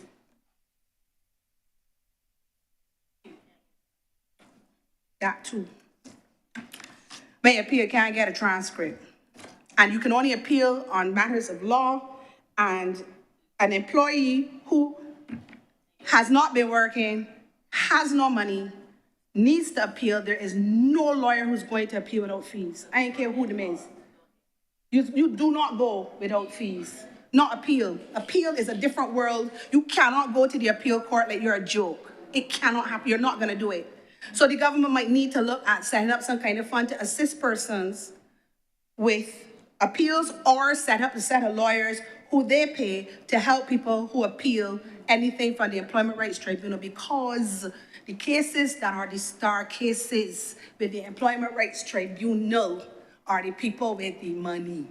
They are the ones who can appeal. So you get cases by, you're associating the employment rights situation with the Tricia Watson case, the Liz Thompson case, because it was a signature case, because of the parties that were in it, because they can afford, and they go all the way up to the CCJ. Don't let us play. You need to, you see why you can't get away with Director Nichols? We start hard. I ain't calling nobody name, he calling people name. Okay, the total, my information is the total staff complement is three, the registrar, a secretary, and a clerk. The registrar has the staff. His functions are unclear, but he's provided for, I believe, in the emoluments. 9 years on the ERT, still has no dedicated meeting space. That's another set of madness. So the majority of hearings are conducted on Zoom. You can do that with straightforward cases. You could even do that with severance, but you see where you need to see people body language and things? This is not tenable. But now you must have somewhere for the people to do. You have somewhere to go. And I'm severance. Employment rights is contentious. Part of the hearing of a tribunal in a court setting is body language. Or when somebody sends something across the table, you see that and want to, you pay attention. You want something to say, Mr. President? As I said, there's no chairman since March 2023. The question I have been asked is, when last were cases assigned to the 2 remaining panels? The panels can only work when cases are assigned. What system does the tribunal use to determine priority of hearings? All current members are highly skilled, experienced, and qualified. That is not a lie. The chairman was the former chairman was a high court judge, maybe Court of Appeal in another jurisdiction, I can't remember. The sitting acting, I don't even know if she's acting. She's highly qualified. The other one is well-versed in employment and industrial relations law, and was recently elevated to partner in his firm. There's talk about doing a proposed permanent court for industrial relations matters. You must ensure that the remuneration will attract the right people. Decisions of the tribunal, as I said, are appealed to the Court of Appeal. Therefore, the decisions have to be of a quality to withstand the scrutiny of our appellate courts, and they have been able to do so. That means that chairpersons have to write the decisions for the Court of Appeal. The minister recently boasted that there currently is a 4-0 record at the appellate level in favor of the tribunal, which is testament to the quality of the decisions. Yet chairpersons are not compensated for the time spent researching and writing decisions. Sometimes they have to leave their practice and travel overseas and be away for 2 weeks to do decisions so that they're not distracted. And you can tell me that you're paying somebody $200, $300 per month plus $100 and something for a hearing that lasts a minimum of 3 hours. Yet we have persons that get a lot, like $30,000 a thing. I'd be confused by those things, Mr. President. Anyway, there are no research tools provided for the tribunal. So I don't know if any of the funds allocated to the tribunal, I don't see anything other than payment for the staff and the members of the tribunal. So I don't see anything for VLEX or LexisNexis or Carry Law or any of the things that they would need to do research.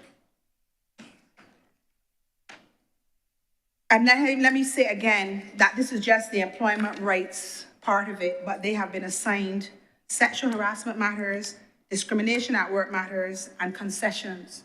You can't, that's not tenable. You need to, we have the potential to make things make sense and make them work. They need a location, they need to establish panels, you need to give them a secretariat, you need to pay people properly, because people take pride in what they do, but there will come a point where you're gonna lose good people because they just can't sustain their lives anymore, where it takes such a chunk of their time, but they're not paid for it. They have to be able to make a reasonable living. Nobody's saying that they are going to make $1 million, but you have to stop disrespecting people's service and their quality of expertise, Mr. President. And that's across the board, starting from in here, because we are doing legislation, but according to the legislation, we are not legislators. So we will never get a pension, even though we are here, like we live here. Like this season here now, we going home at night, like we live here. God, pay attention to who giving you quality service. We read. You don't come in here, fall asleep and pretend. We debate. So Senator King, because he listening, can make reference to something that Senator Nurse said, because we listening. Be paying attention. I move off from the Employment Rights Tribunal. I'm calling anybody, y'all could do better. We need to do better. Find the money, reallocate funds, make it make sense. Because what you don't want, sir, is diluted work. Or because somebody refuses to dilute their work, they will resign.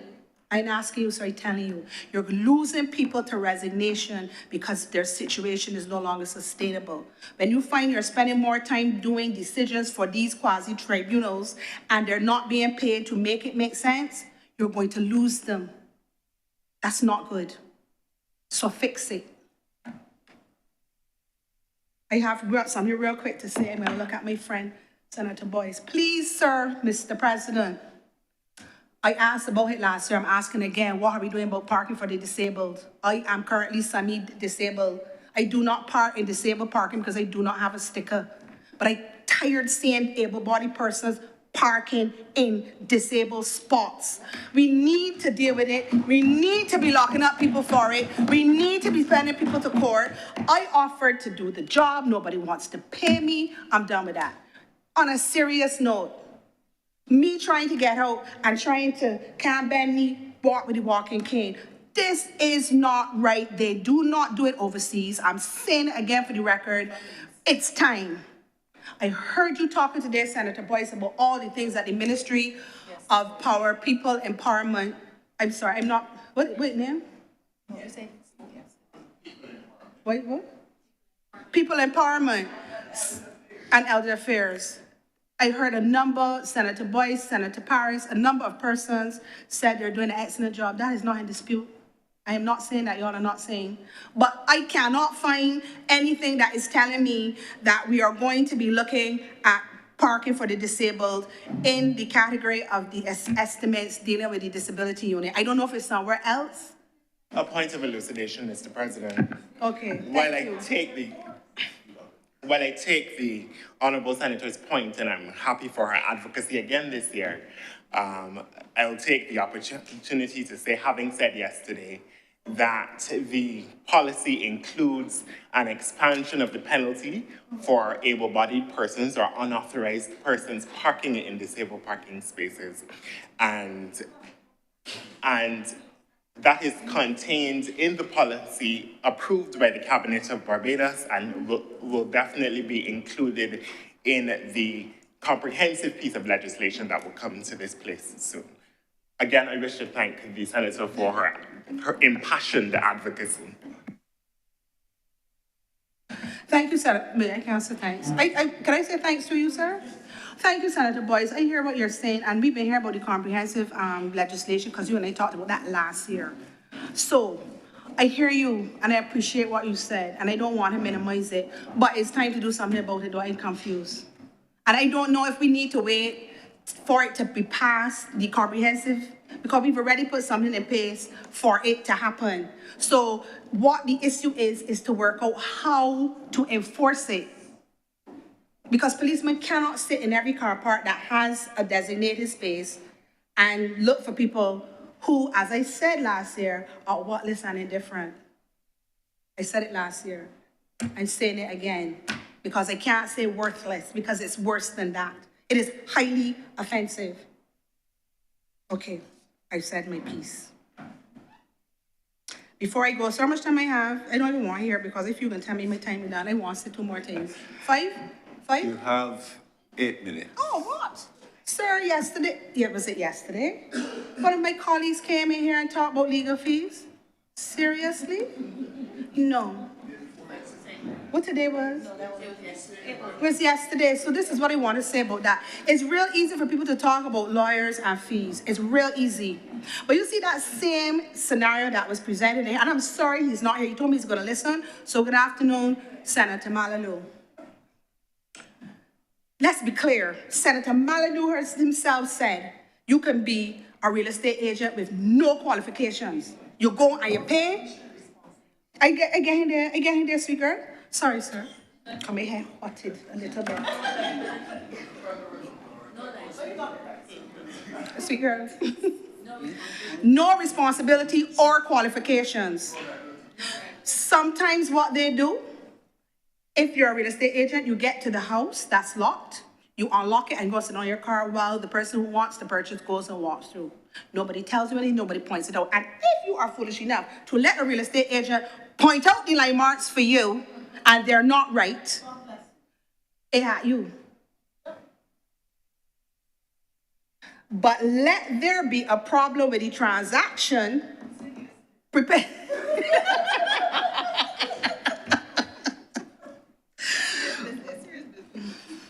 Thank you, Senator Cummings, for the update. If you have a transaction that must be conducted by lawyers, by law, and one of us make a mistake, we are personally liable for the mistake. Please understand. So you are paying for that. You are paying for us to make sure that your transaction is going to be done properly, that you're not going to buy a property that has encroachments. You're not going to buy a property that the body that's selling it to you don't own it. Please let me get there. Thank you very much. And on that note, they get, I know we're talking, Senator Malalu is talking about 4%. I am still dealing with real estate agents that are charging 5% fee on the purchase price. Work it out. But our minimum scale fee don't get no further than 1% when you really work it out. What you mean, Mr. President? What they mean? Behave? Okay, okay. So, real estate agents really don't add to the process in terms of liability. They have nothing to lose and everything to gain. 4% of doing nothing but being access, 5% having access to the house or the land. We do the work, we do the documents. And let me say, the delay is not always at the lawyers. We have various agencies that we have to deal with. If they are not functioning, we cannot. In any conveyance, you're going to have the land registry, you're going to have BRA, you're going to maybe have the Supreme Court, and don't let it be a family matter, because then you're going to file the order from the family matter, get it back, so you can get a certified copy to put with the conveyance to send it to the land registry, so you're not charged the stamp duty that you're normally going to be charged because it's a family matter. You can get charged $50. And if you don't know what you're doing and you don't have a lawyer, you can't get that. You're paying for that. So offer the lawyers and the fees. We got to get paid. We do work. And minimum fee is a joke compared to what the real estate agents make on these transactions. If you want to talk about the cost, let's have a conversation. But stop disrespecting the attorneys. Stop it. The attorneys are not the only people that have strayed from the straight and narrow. Or for we, Mr. President, what you mean, not you, but you know what I mean, not you, Mr. President. Okay. I have one last thing to talk about, and I'm going to ask a question, and then I'm going to... Okay, so I have a question. Representatives of seats in the other place have a responsibility to their constituents. That's what they say they're going to do. They get money to pay for their constituency offices. Now, I don't know if it's written anywhere, but as far as I know, and it seems to me that if you have a constituency office, it ought to be in your constituency. You ought not to have to go out of your constituency to see your representative. You agree? I see the politicians nodding. That's one. Let me put it out there. No, Pat nodded. So I understand. So, a few weeks ago, Mr. President, 7 o'clock in the morning, I get a phone call from one of my people. Hysterical. A main has burst. Water is flowing. She became aware of it at 3 o'clock, but it was flowing before, 3 o'clock in the morning, but it was flowing before she became aware of it. I got the call at 7. She's crying because the water has burst across the road from her and is now in at her and in her yard. And the stills, is what you call it, at the back are getting soggy and she feels the house can sink. The props? Go, okay. Today, we will need to give a gold star to Senator Nichols, Mr. President. So, she's panicked. I know a few people. I call the general manager and said, boss, you got a report that they got water. And this wasn't a trickle. Water scarce Barbados had, it was like a torrent of water. That's the word? That's the word? Pelting going down this road. President Kennedy Drive, to be no less. Was I not supposed to say the location? I just did. 9 o'clock, I call back. Anything happen yet? Not yet. But here's the thing. We all know that there is a photographer that, I'm not going to call his name because I didn't tell him I was going to call his name, but what I'm going to say is that more and more we're seeing his work in the press. Do y'all know who I mean? Yes, you do. So he was here for the estimates for the lower house. He heard about it, left, came, took pictures to highlight it for the people in that area because they had called the radio for help. They had called the waterworks, but it was too early. They don't start till 8 or 8:30. It doesn't matter. I got somebody. But he highlighted it. Mr. President, are you listening to me, sir? I called the representative and I let my number show, because I don't always let my number show. And I left a detailed message, please give me a call, there's a situation. And here he is. If I had good legs, I would have gone into the constituency with boots because I would have learned that from the person who was there when he was living, my father. He would have been down there from 4 o'clock in the morning. I'm not understanding how you can have a situation like that. And when I ask, why haven't you called your people? We don't know where his office is. We don't know who he is. We don't know how to contact him. When I hear the show, another constituents tell me the office is in the city. True? That's what we're doing? Now, if I had gone on there and the photographer took my picture, I would hear all kind of talk like coming to carry my way, the man seat. I called you. You didn't return my call. Your people were looking for you. I am not satisfied that that's what's supposed to happen. I'm not satisfied. And I think it's important that people understand what their role is as it relates to representing the people of Barbados. Mr. President, I have spoken on the estimates. I have not quarreled with anybody who did the estimates. I quarrel about things, but not with anybody in particular. Y'all nodded, y'all clapped. I am done. Thank you, Mr. President. Thank you very much, Senator James.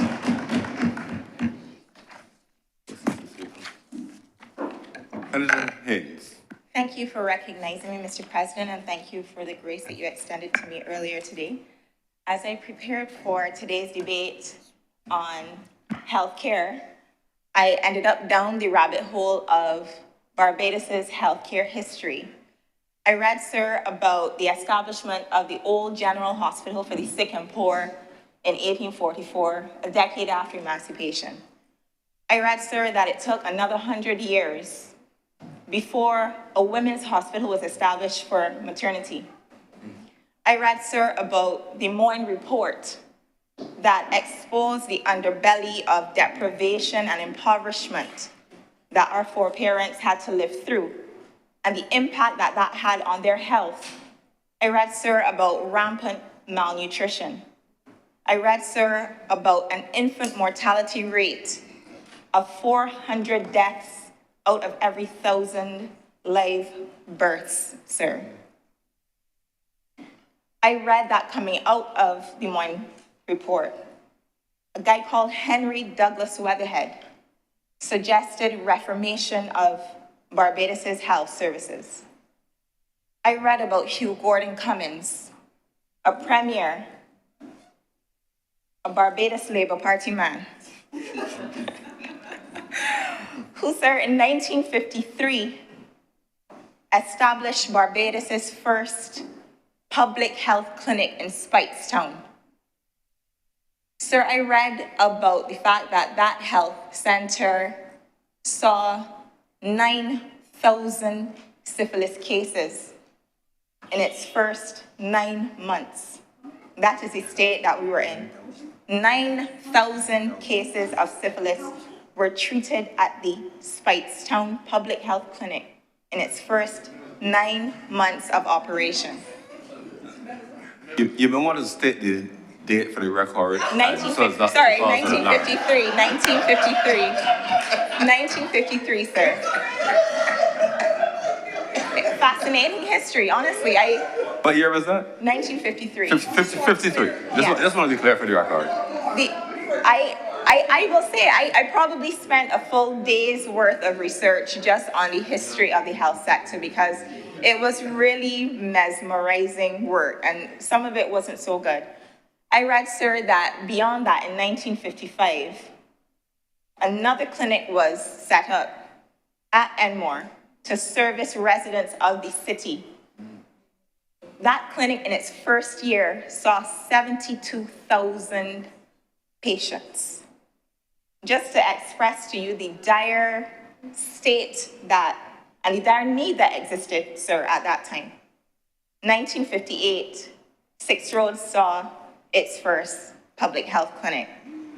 Now in 1964, the Queen Elizabeth Hospital was established, and at that time, it was a state-of-the-art facility. 520 beds for the first time, well, not first time, but state-of-the-art operating theaters. And this November, the QEH celebrates its 60th anniversary. I started with the history because I believe that the time is ripe for a revolution in healthcare. We can see how in 60 years, we're having chronic issues that you can just open the paper on any given day and admit to. I sit on the board and I'm not going to dismiss any accusation or hide anything. But I'm going to say that the commitment is there, that going forward, we are going to make it better. Issues plaguing us as it relates to the incinerator, long wait times, missing notes. These are perennial issues that were there when I worked there and issues that I have left there, sir. But the commitment is there going forward as we look towards the future, sir, that we will see a revolution in the healthcare system. Coming out of the appropriations debate, we see the investment that is coming, sir, in a major capital expenditure project to the tune of $130 million. I would have alluded to this, sir, during my recent debate on the QEH Amendment Act. Sir, I already spoke towards in a previous debate about the accident and emergency expansion, so I won't dwell on that. But I just wanted to point out that by the time phase 3 of A&E is completed, we would have seen a doubling of the number of treatment rooms that will be accessible to the public. So in a context where someone is waiting to be seen, they end up sitting in a chair, or they were assessed on a trolley and then they're put out in a chair to wait. In doubling the number of treatment rooms, sir, we're hoping that that would alleviate some of the situation, some of the issues related to the experience in accident and emergency so far. But I spoke to A&E extensively in a recent debate, so I won't dwell on that, sir. The capital expenditure project also includes resources towards us getting a new state-of-the-art morgue. There are plans to build a laboratory across the street from the hospital at the Enmore compound. What excites me about the project, sir, was that we are committing to developing the Lions Eye Theaters on the top floor of the Lions Eye Care building once and for all. My mother was Human Resources Director at the hospital back in the day. And it's funny because her office occupied the 3rd floor. The building has been used for a plethora of purposes other than what it was intended to be used for. And we are hoping, sir, with this capital expenditure project, to be able to get 3 eye operating theaters operationalized within the coming years, sir. These operating theaters, sir, will be servicing the needs of patients who need cataract surgery and glaucoma surgery, sir. There are 2 of the major burdens as it pertains to eye disease in Barbados. I can look around this room and tell us all, any of us that reach age 70 will end up with a cataract. It's just a part of the process. As we get older, our lenses harden and become more opaque. And I think that is one of the reasons why our waiting lists are growing. As the population ages, there are certain diseases that come along with aging. Cataracts are one of them. We in the Caribbean also have the highest incidence of glaucoma in the world, a higher incidence than on the African continent, sir. We don't know why, but our glaucoma incidence is incredibly high.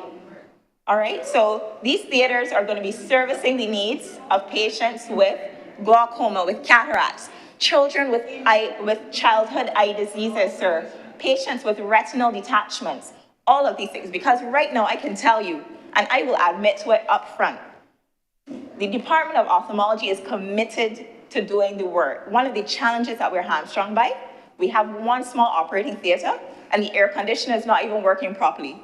So they've been having situations, and I will own it, but because I know that we're fixing it. So through incredibly difficult circumstances, they were able to clear a backlog. We're looking towards getting them new microscopes from the leading company that does optical technologies in the world out of this capital expenditure project, sir. So I spoke to the lab, I spoke to the morgue, I spoke to accident emergency briefly, the Lions Eye Care project, sir. You would have already heard me speak towards us getting our first MRI in the public health system.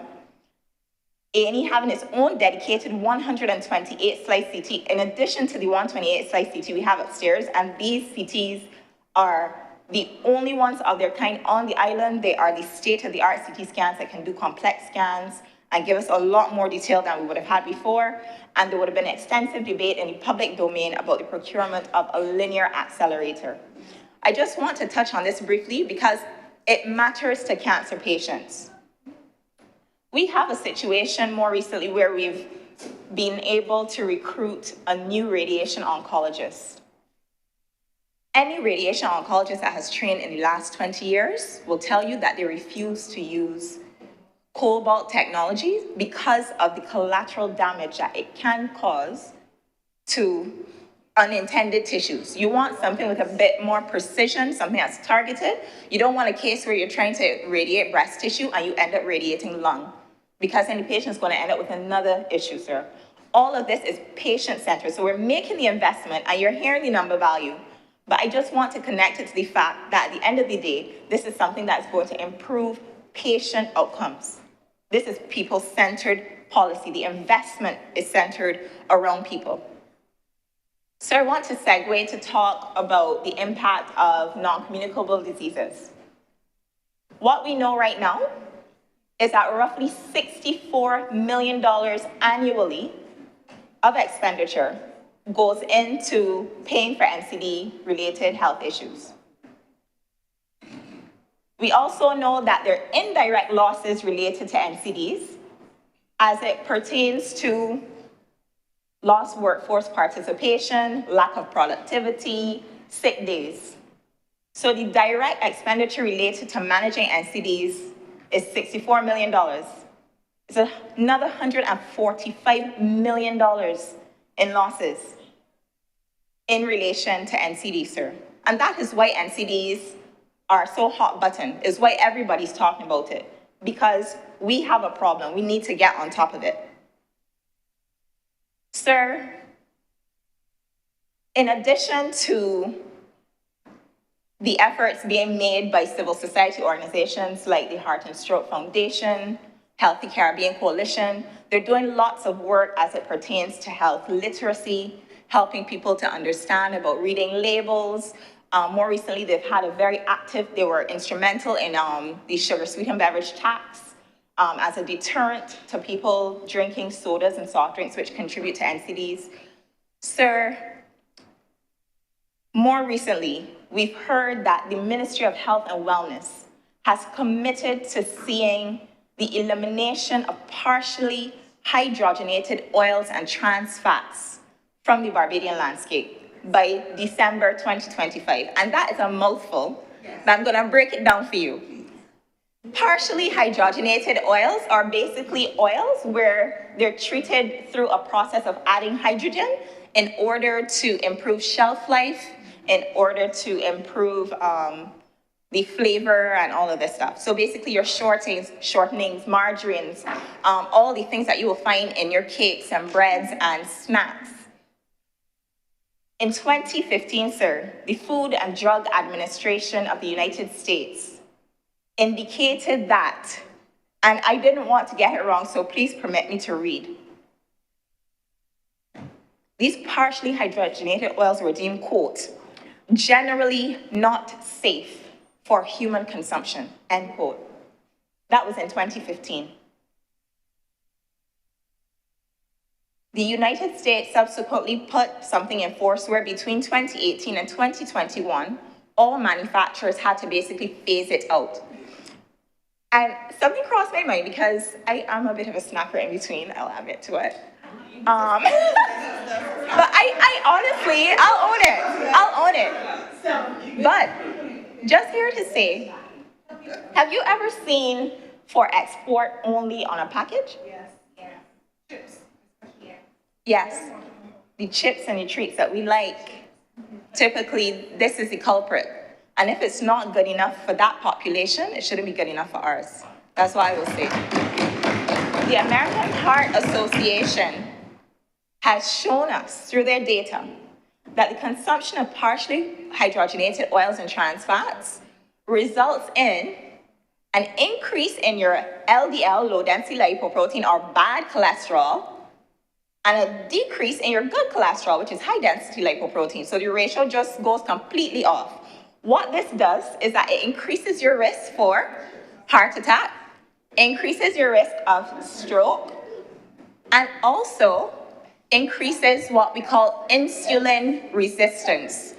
Insulin resistance, as we would know, is one of the precursors for type 2 diabetes because your tissue doesn't respond to insulin in the same way. So I don't want to get too technical, but it completely throws your metabolic profile off. So this is a policy as we look towards the future We won't see the benefits in our government's tenure, but I'm sure 5, 10, 15, 20 years down the line, we're going to be seeing that overall, hopefully we see a fall in our incidence of heart attack, stroke, heart disease, all of the things, all the NCDs that are currently causing 8 out of every 10 deaths in Barbados. I would have spoken during my recent debate about some of the efforts being made by the Queen Elizabeth Hospital as it pertains to cataract surgeries and joint replacement surgeries. But we're about to embark on a special project as it relates to women's health. 1 in 3 Barbadian women suffer from a condition known as fibroids. Fibroids are what we call benign or non-cancerous tumors of the womb. And the truth is, women deal with things a lot of the time that they don't talk about. They deal with them quietly because there's, usually a bit of stigma involved with talking about some of these things. Fibroids cause excessive bleeding, lead to anemia. What is anemia? Low blood count. So you're fatigued, you can't function, but you're pushing through. You gotta do what you gotta do for the kids and for the household. You see, you still have to show up. So we've decided, sir, to prioritize women's health as we go forward by trying to give the ONG, the gynecological teams at the hospital, the resources that they need and the operating theatre time that they need in order to reduce the wait times for these gynecological cases. And I want to commend the Chief Operations Officer of the hospital for taking the lead on that special initiative. Sir, we would have also heard about an upcoming colorectal cancer project. Barbados has the 8th highest incidence of colorectal cancer globally. A very, very scary statistic. What is the program about? It's all about screening. And what is screening? I'm trying to break down the technical terms for everybody.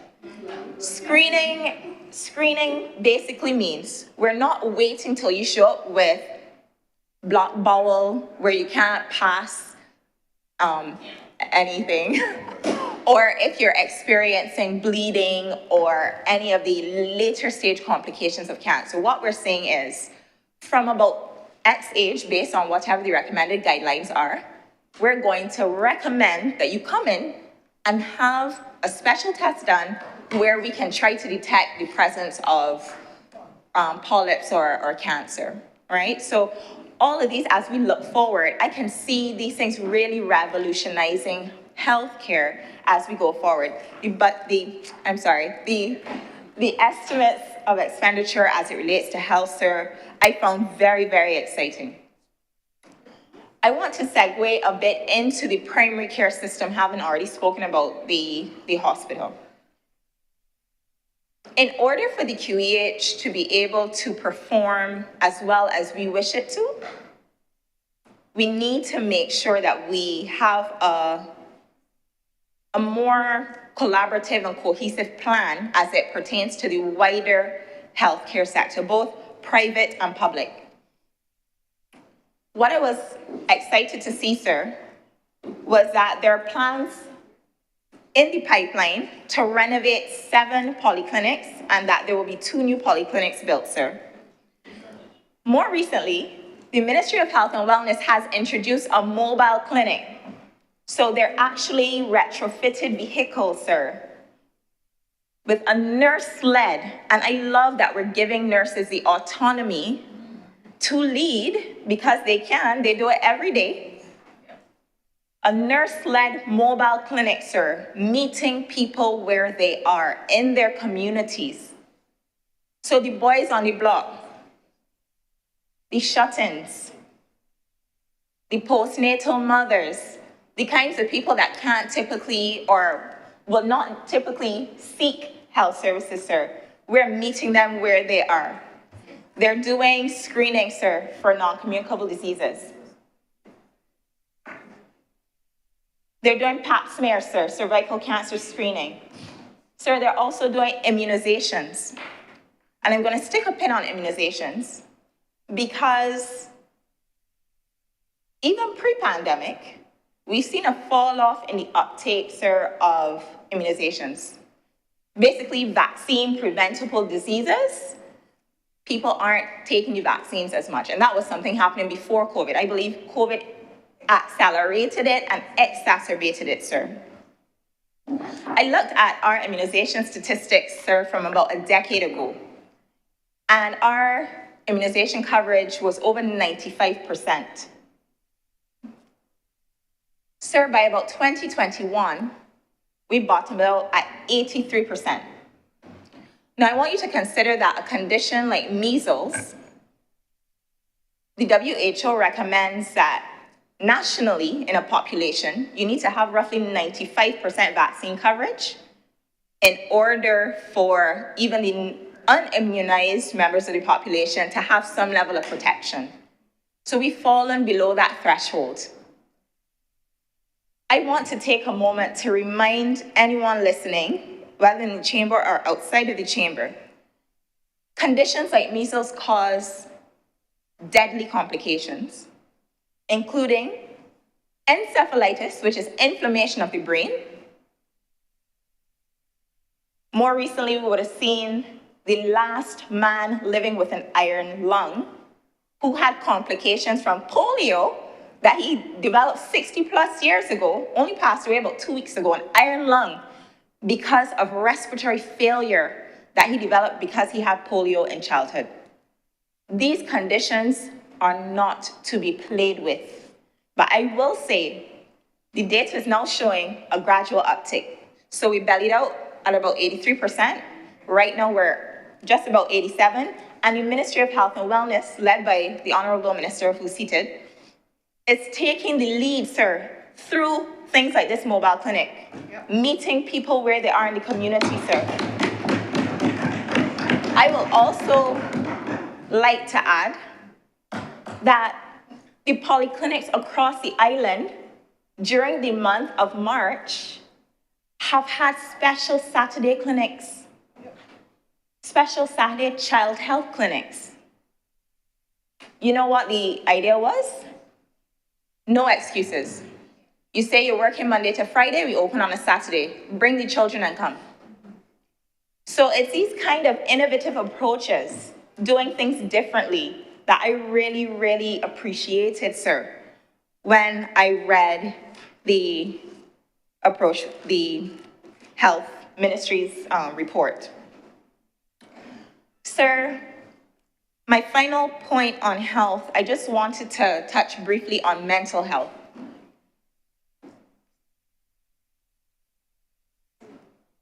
Okay, I just wanted to touch briefly on mental health, sir. Data is showing that there was a 700% uptick in mental health calls between 2019 and now. 700% increase in mental health calls between 2019 and now in Barbados. Wow. Real talk. I don't have all the, yeah, but sir, I'm so glad to know that the Ministry of Health is taking mental health seriously. The depression, the anxiety, all the things that people are struggling with in the aftermath of the pandemic, sir.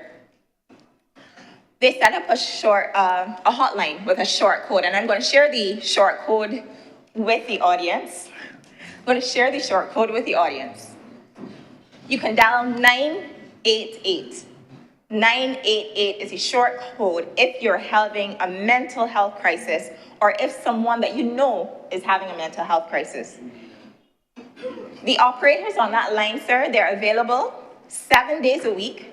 At this point, it's a 12-hour shift, 8 a.m. to 8 p.m. We're looking to expand the hours of operation to full 24-hour coverage, but they're trained in mental health first aid. They can give general information, emotional support, and they also, sir, take what we call hot referrals, meaning that if there's an immediate threat to your life or to someone else's life, they can activate a system, sir, where other entities get involved.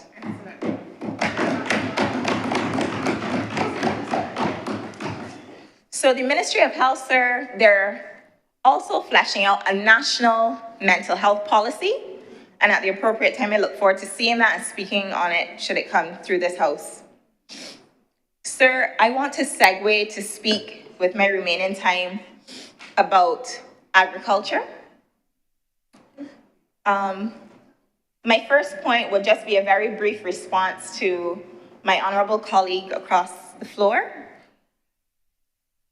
During his speech, Senator Maynard made reference to the decimation of the local pork industry, as he framed it, related to issues of an adjustment of duties or import taxes, sir. I just wanted to point out, he didn't attribute blame to any specific minister or administration, but for clarity, I would like to make it clear that it was under the previous Democratic Labour Party administration that the tariff on meat carcasses was reduced, sir, from 184% to 20% around the time that a certain hotel was being established. All that is happening right now is that people are capitalizing on that lower tax rate. And my understanding is that the Minister of Agriculture and his team are working towards getting that issue rectified.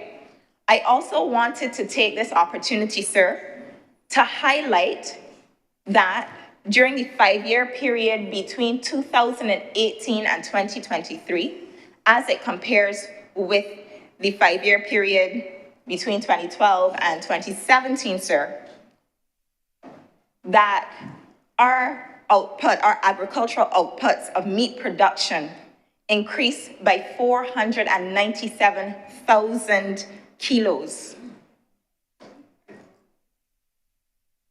That's on livestock rearing and meat production, sir. In terms of crop production, the Ministry of Agriculture reports that agricultural outputs in crop production, sir, are up 36% compared to where we were in 2018. I'm making these points, sir, because overwhelmingly in the public domain, we will be made to believe that we are not producing more food or that the Ministry of Agriculture is not doing anything, sir. The hard data points to the fact that our livestock and meat outputs are up and our crop production is also up, sir. We're not just boosting production locally, sir, but we're also building out cooperation among our CARICOM neighbors. We know that there are bilateral agreements existing between Barbados and Guyana and between Barbados and Suriname. I took the opportunity, sir, to do some digging on Guyana compared to Barbados. Barbados is 166 square miles, sir. Guyana's land space is 83,000 square miles compared to 166 square miles. Imagine the possibilities as it pertains to local farmers getting access to lands to whether it's crop or livestock rearing. There are opportunities, sir, across the way that I would hope that local farmers will take advantage of. But not only does Guyana have more land, sir, one of the things that has come up in this House repeatedly is the fact that Barbados is a water-scarce country. And although it's been disputed in the past, whether we are water scarce or not in a previous debate, not by myself, but other members, the definition for water scarcity, sir, is having fewer than 1,000 cubic meters of renewable water resources per capita. Barbados stands at 285 cubic meters of renewable water resources per capita. Would you guess where Guyana stands? Guyana has 303,000. We're at 285. Guyana has 303,000 cubic meters, sir, of renewable water resources per capita. So not only do they have the land, they have the water supply, sir, that we can build a very healthy, very fruitful, literally, sir, relationship through our bilateral partners and our neighbors to the south. In my last few minutes, sir, and as I wrap up, I would have spoken to a revolution in healthcare. I believe that a revolution in agriculture, sir, is upon us. And this is because, as I read, I saw that the Ministry of Agriculture is looking to build out 50 greenhouses in this coming fiscal year. So I think former Senator Dr. Brathwaite will be quite proud of me. I went down another rabbit hole as it pertains to greenhouses, aquaponics, hydroponics. I didn't know that there was a difference between the two. Very, very exciting stuff. Right, so 50 greenhouses, sir, to be built across the country. Greenhouses, sir. Think about our current context as it pertains to our climate vulnerability. We know that we saw what happened in Dominica with Hurricane Maria, where the entire agricultural industry was wiped out in a matter of hours. So we know what the risks are. We know if you get too much rain, what happens? If you get too little rain, what also happens, sir? Greenhouses provide a controlled environment. So temperature is regulated, humidity is regulated, water supply is regulated, the nutrient feed going to the plants, everything is regulated. So you get to avoid the shocks that occur in a regular open field crop plant. Because of this, sir, in my reading, crop yields through greenhouse production increase 10 to 12-fold for the relative amount of land that is assigned. So consider our relative amount of land scarcity. Greenhouse production, sir, has the potential to help us to boost our crop yields and to reduce our impact to climate-related shocks as it pertains to farming, sir. I was able to read, sir, about aquaculture. I didn't know there were 10 commercial aquaculture farms and 100 backyard lobbyists who are doing it as well. And what is aquaculture? Basically, you have a closed-loop system where you have fish and plants living harmoniously. So the waste from the fish serves as nutrient food for the plants, and everybody just lives happily ever after. In these closed-loop systems, sir, water usage is reduced by roughly 90%. So there's a significant initial investment that is made, sir. But when you look at what the yields are, what the mitigation against climate-related shocks are, sir, these are investments well made. Further to this, we would have heard about the seed bank and the tissue culture lab and all of these things. And I don't have a green thumb. If you bring a plant to my house, it probably will not make it. But what I loved about this, and once again, it's not an area of expertise for me, so I had to do I called Dr. Brathwaite, I had to do some reading, sir. But these things will allow us, sir, to preserve our genetic material. So I understand there are roughly 20 different varieties of sweet potatoes grown in Barbados. To me, I just know there's one with a yellow skin and one with a purple skin. But roughly 20 different varieties, sir. These things allow us to preserve our genetic material so that in the event that there's a catastrophic event, that we can then readily mobilize as soon as things get stabilized outside. So there's a lot of exciting things, sir, happening both in healthcare and in agriculture, sir. I think that my colleagues on all sides very ably presented their cases, and I've enjoyed being here for the last 3 days. Thank you for recognizing me, and I'm obliged. Thank you.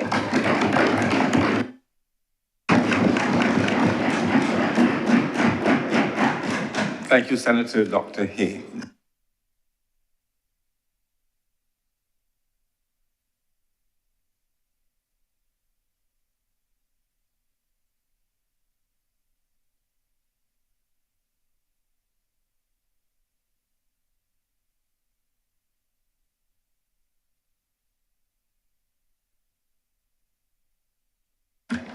allows the Deputy President to take the chair for a few minutes.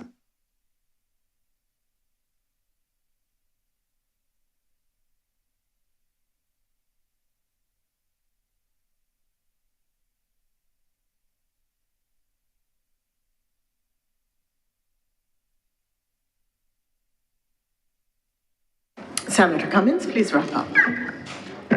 Thank you very much, Madam Deputy President. It has been a long and intense, detailed, and a robust debate over the last 3 days, and I want to begin my wrap-up by recognizing all, without exception, of the honorable senators who have spoken in this debate. Mr. President, we don't come to this lightly. I think certainly I can speak for the government side, and I would not arrogate the right to speak for anyone else. But I will do so on this occasion because I know that no one here takes this responsibility lightly. But when we give up the opportunity to do other things that we could be doing, if you are not a member of the government, if you are a member of the government and you have left your profession and you have come to serve people, then all of those things, Mr. President, represent sacrifice.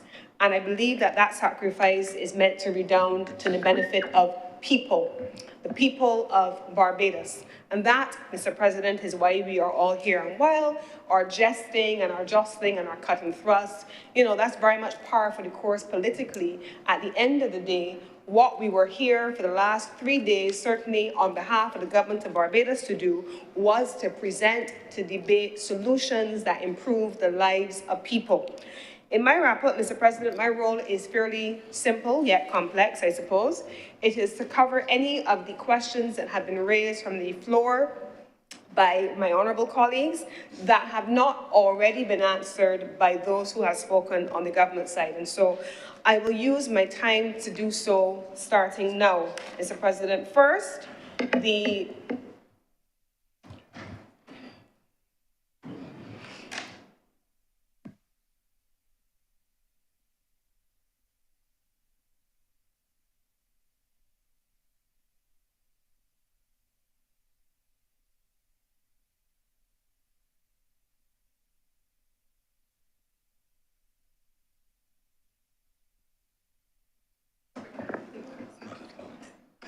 Senator Cummins, please continue. Thank you, Madam Deputy President. Thank you very much, Mr. President. Now, Mr. President, I was about to go through the responses to the honourable senators who have spoken before, and I was beginning with the honourable member representing the opposition, Senator Watson. Thank you for your contribution, Mr. President. Before I go into the substance of the responses, let me just make it clear that as it relates to matters that are before the Fair Trading Commission, matters that are before the High Court of Barbados, I, as the Minister of Energy, will not use this platform to attempt to intervene in those matters, this or any other platform. I am certain that since I have taken this role, you have not heard me on any occasion attempt to weigh in to those matters because this is not the place for me to so do, and it is not the role of the minister who, under the legislation, does not have such powers assigned to them. And so, Mr. President, I will not be responding to any matters which are either before the High Court or before the FTC. It is not appropriate to do so.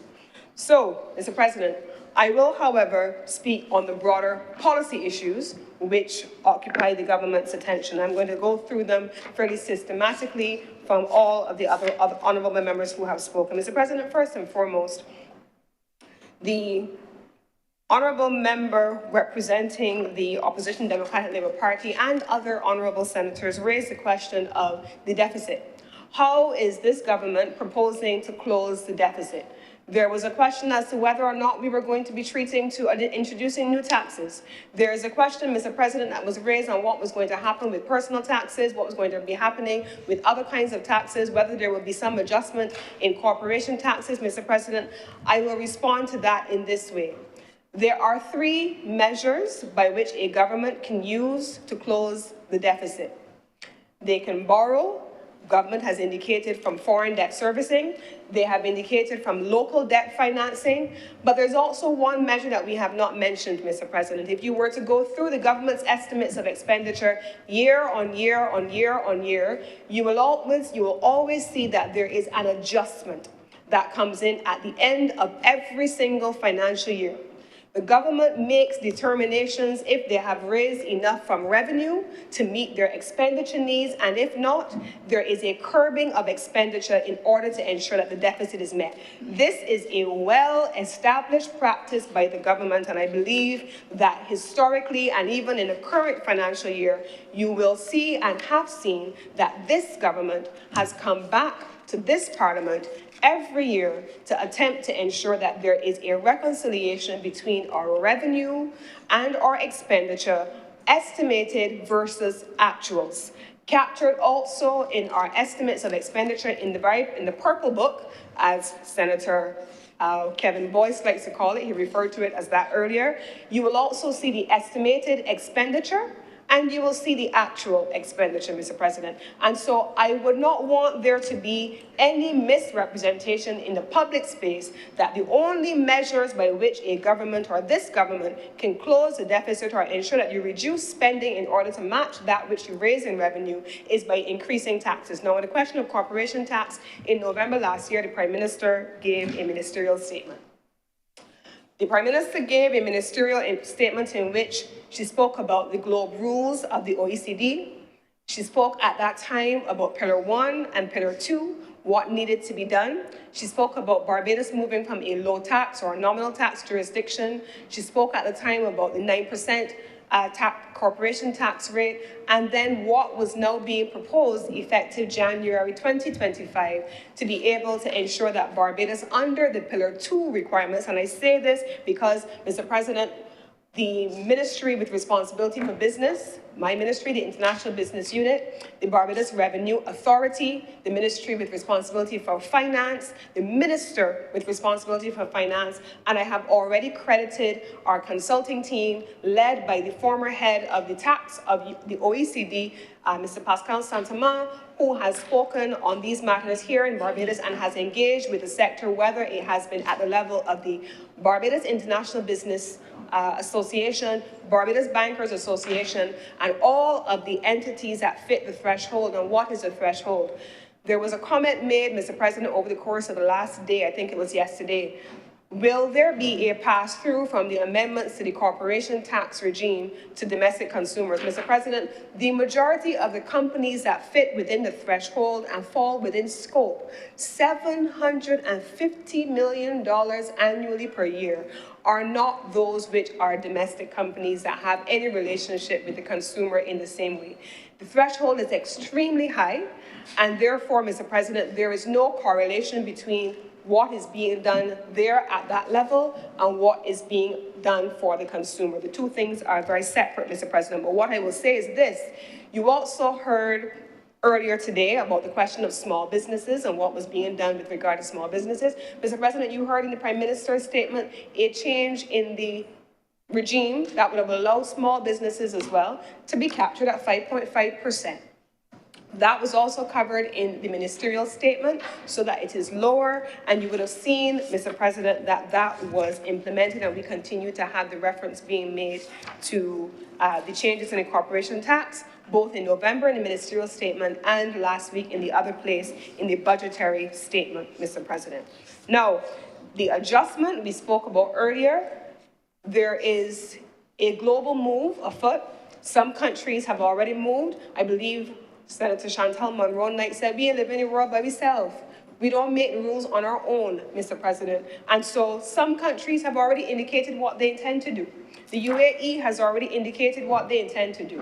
There are some countries in Southeast Asia that have indicated what they intend to do. In this region, where the majority of our business comes from out of Canada, they have not yet indicated what they intend to do. And so the Prime Minister, in her wisdom, has been very clear to indicate that subject to the decisions being made by countries where a lot of this business originated in the first place, subject to their decisions being made on what they're going to do under the requirements for Pillar 2, that we will have to make determinations domestically on what happens externally. And at that time, in the same way that she was very upfront in November, in the same way that she was very upfront ever since then, and in the same way that she was upfront last week, this government will continue to be upfront with the people of Barbados, and in particular, with the sectors that are affected. I give the assurance, Mr. President, that the Prime Minister has met with and spoken with the committee, with the communities that will be affected, or rather I should say the businesses that are affected that fall within scope.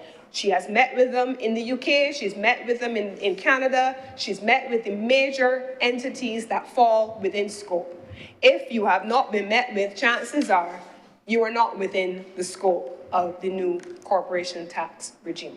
Now, Table 8 was raised by a few senators in terms of needing additional information. Mr. President, when the estimates are prepared, you may have all of the information on projected plans. I am going to speak specifically to two of them, which fall under my ministry, which would say there is no information available. NPC expansion, Mr. President. The National Petroleum Corporation, as we know, has a gas pipeline mains that are over there. Our gas pipelines are over 60 years old. They are as old as the Barbados Water Authority mains in the country. And we have heard the Prime Minister speaking on more than one occasion about how we have needed to repair the post-colonial infrastructure for water in order to make sure we address some of the issues, including non-revenue water. In the case of natural gas, it is the same thing, Mr. President. These are also pipelines that have been laid in the same era, and therefore replacing them and reinstating the pipelines is a priority for this government. As I speak, that national expansion is being costed. And at this point, that is the reason why you do not yet have a number in the table which outlines what is to be done on the NPC expansion. Needham's Point, Mr. President, the Needham's Point, which was the old mobile site, I can't tell you how long that matter was outstanding. That was outstanding for as long as any of us have been around. It's been a long overdue matter for cleanup. And I am proud to say that we can see on Bonfire, which is the government's procurement platform, that we have just issued a terms of reference inviting persons to do first a characterization study of the Needham's area and two, a cleanup of the characterization of the mobile area. It is on that basis, Mr. President, that you do not have a costing in the document that is before you, but it is projected capital works, and the proposal is that once those things are done, there will be a further updating. Mr. President, I don't know if I need to go into things relating to not helping the elderly. I believe that Senator Patricia Paris spoke at great length about that, but I do want to treat to the issue of external consultants versus junior experts. Mr. President, this is where I'm going to get political.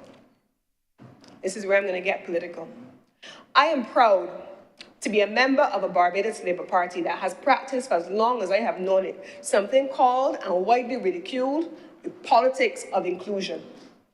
Politics of inclusion.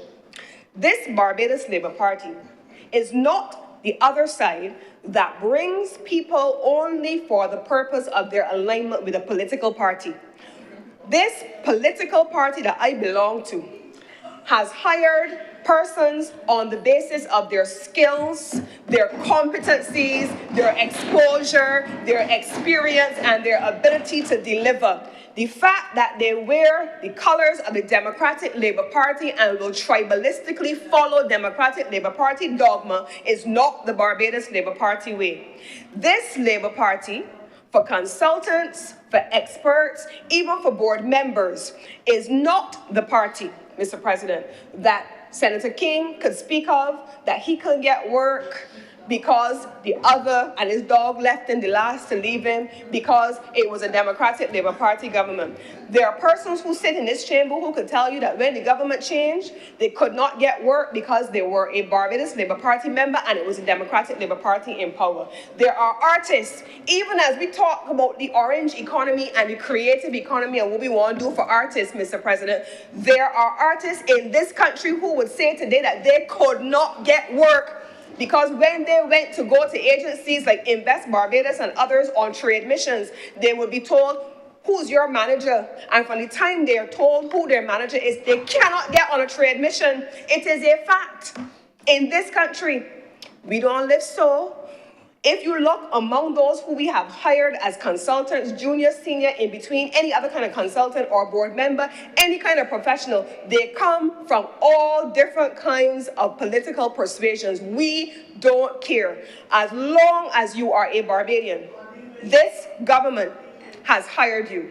Under the Prime Minister who we have now, under the former Prime Minister, the Right Honourable, the late excellent Owen Arthur, we had the politics of inclusion. And let me make it clear here, Mr. President, no political party that its leadership has so demonstrated a tribalism in a small country like Barbados, where only people who support the Democratic Labour Party are hired under the Democratic Labour Party can walk about and talk about people in this country, Mr. President. Not one. Nobody. They have no credibility, Mr. President. Their record speaks for itself. Don't mind their words. No, their words are empty and they are hollow, Mr. President.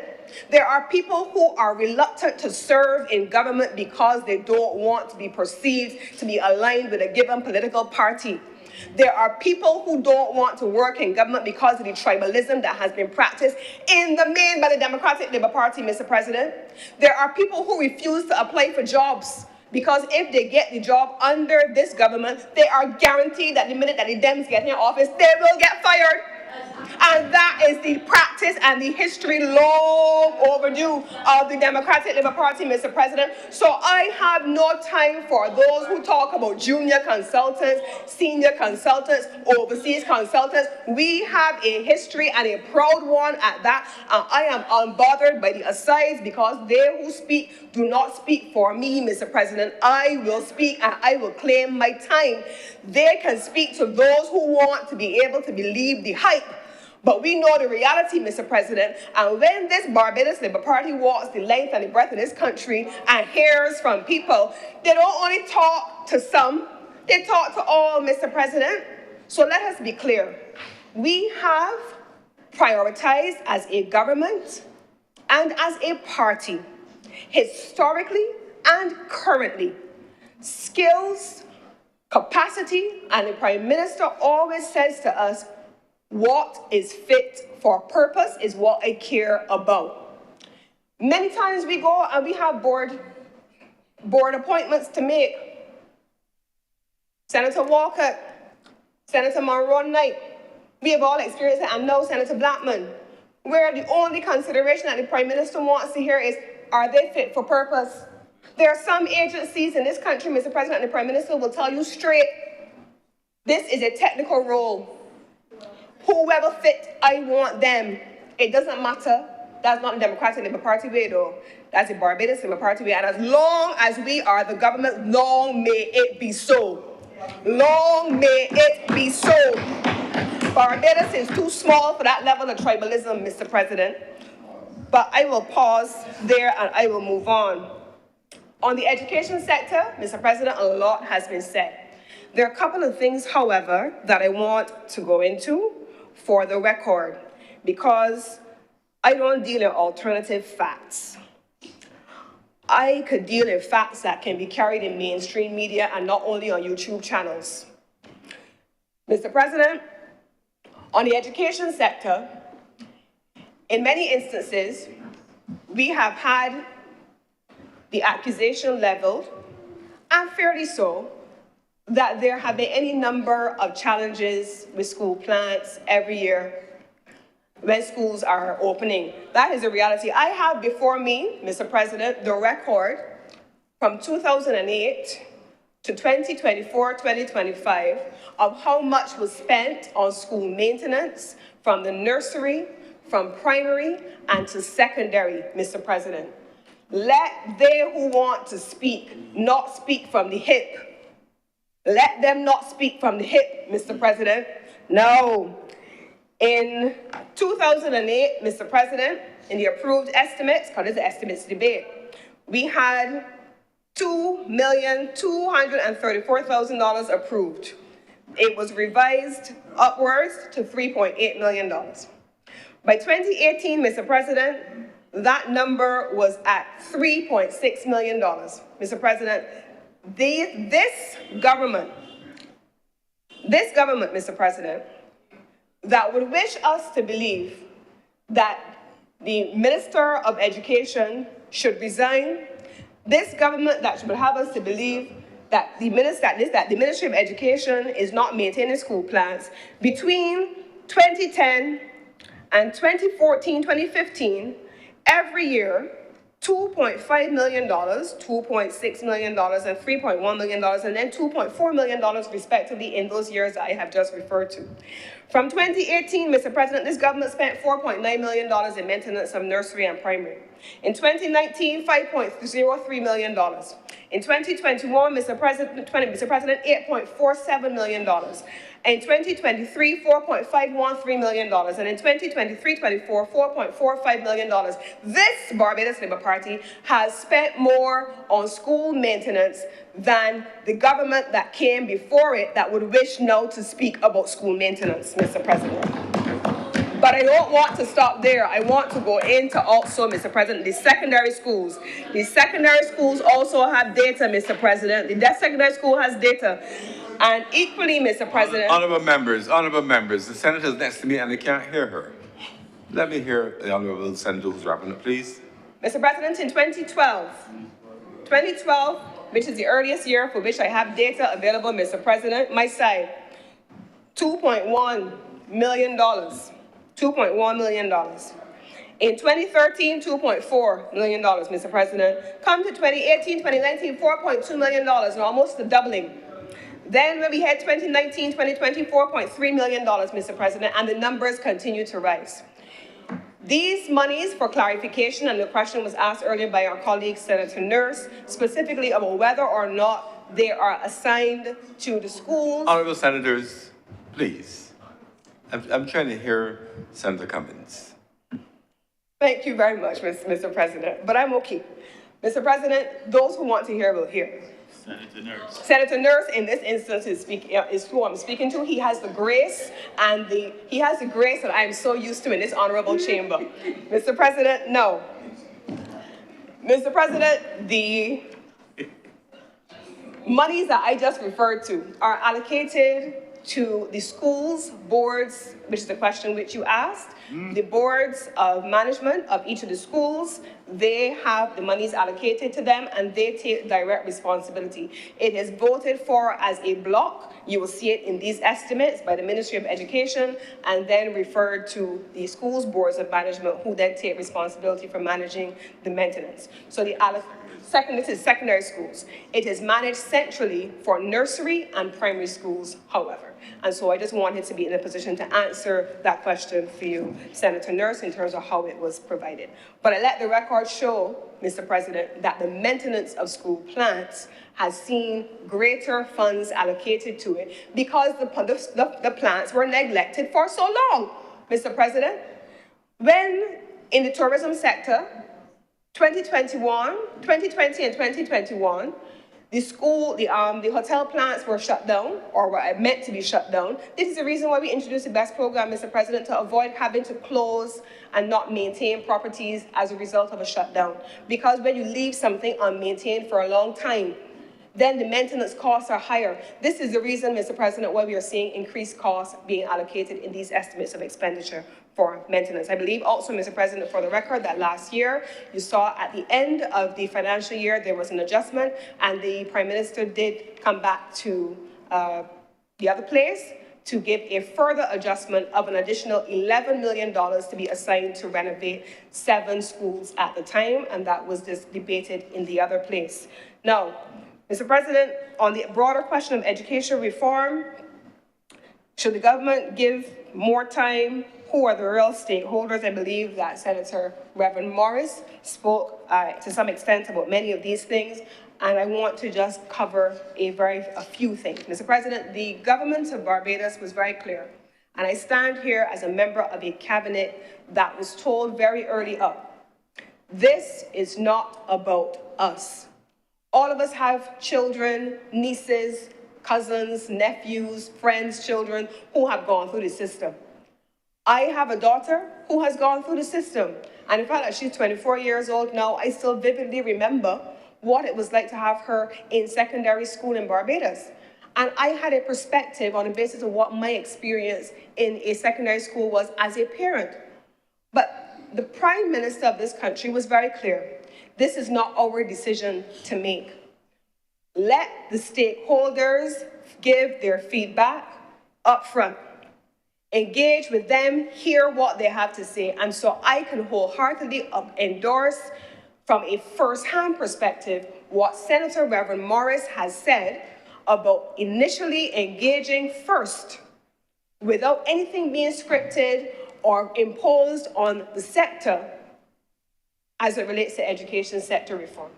We are now, I believe, a year plus into those consultations, town halls, engagements with the labor unions, all of the parties, meetings at the gymnasium with the NCPTA, all of those parties have been engaged so far, and it is the judgment of the Honorable Prime Minister and the government of Barbados that the value of the inputs that have come in from the country, not from anybody individually, but from the country in all of the stakeholders, is so significant that the government would wish to make sure that it does it justice.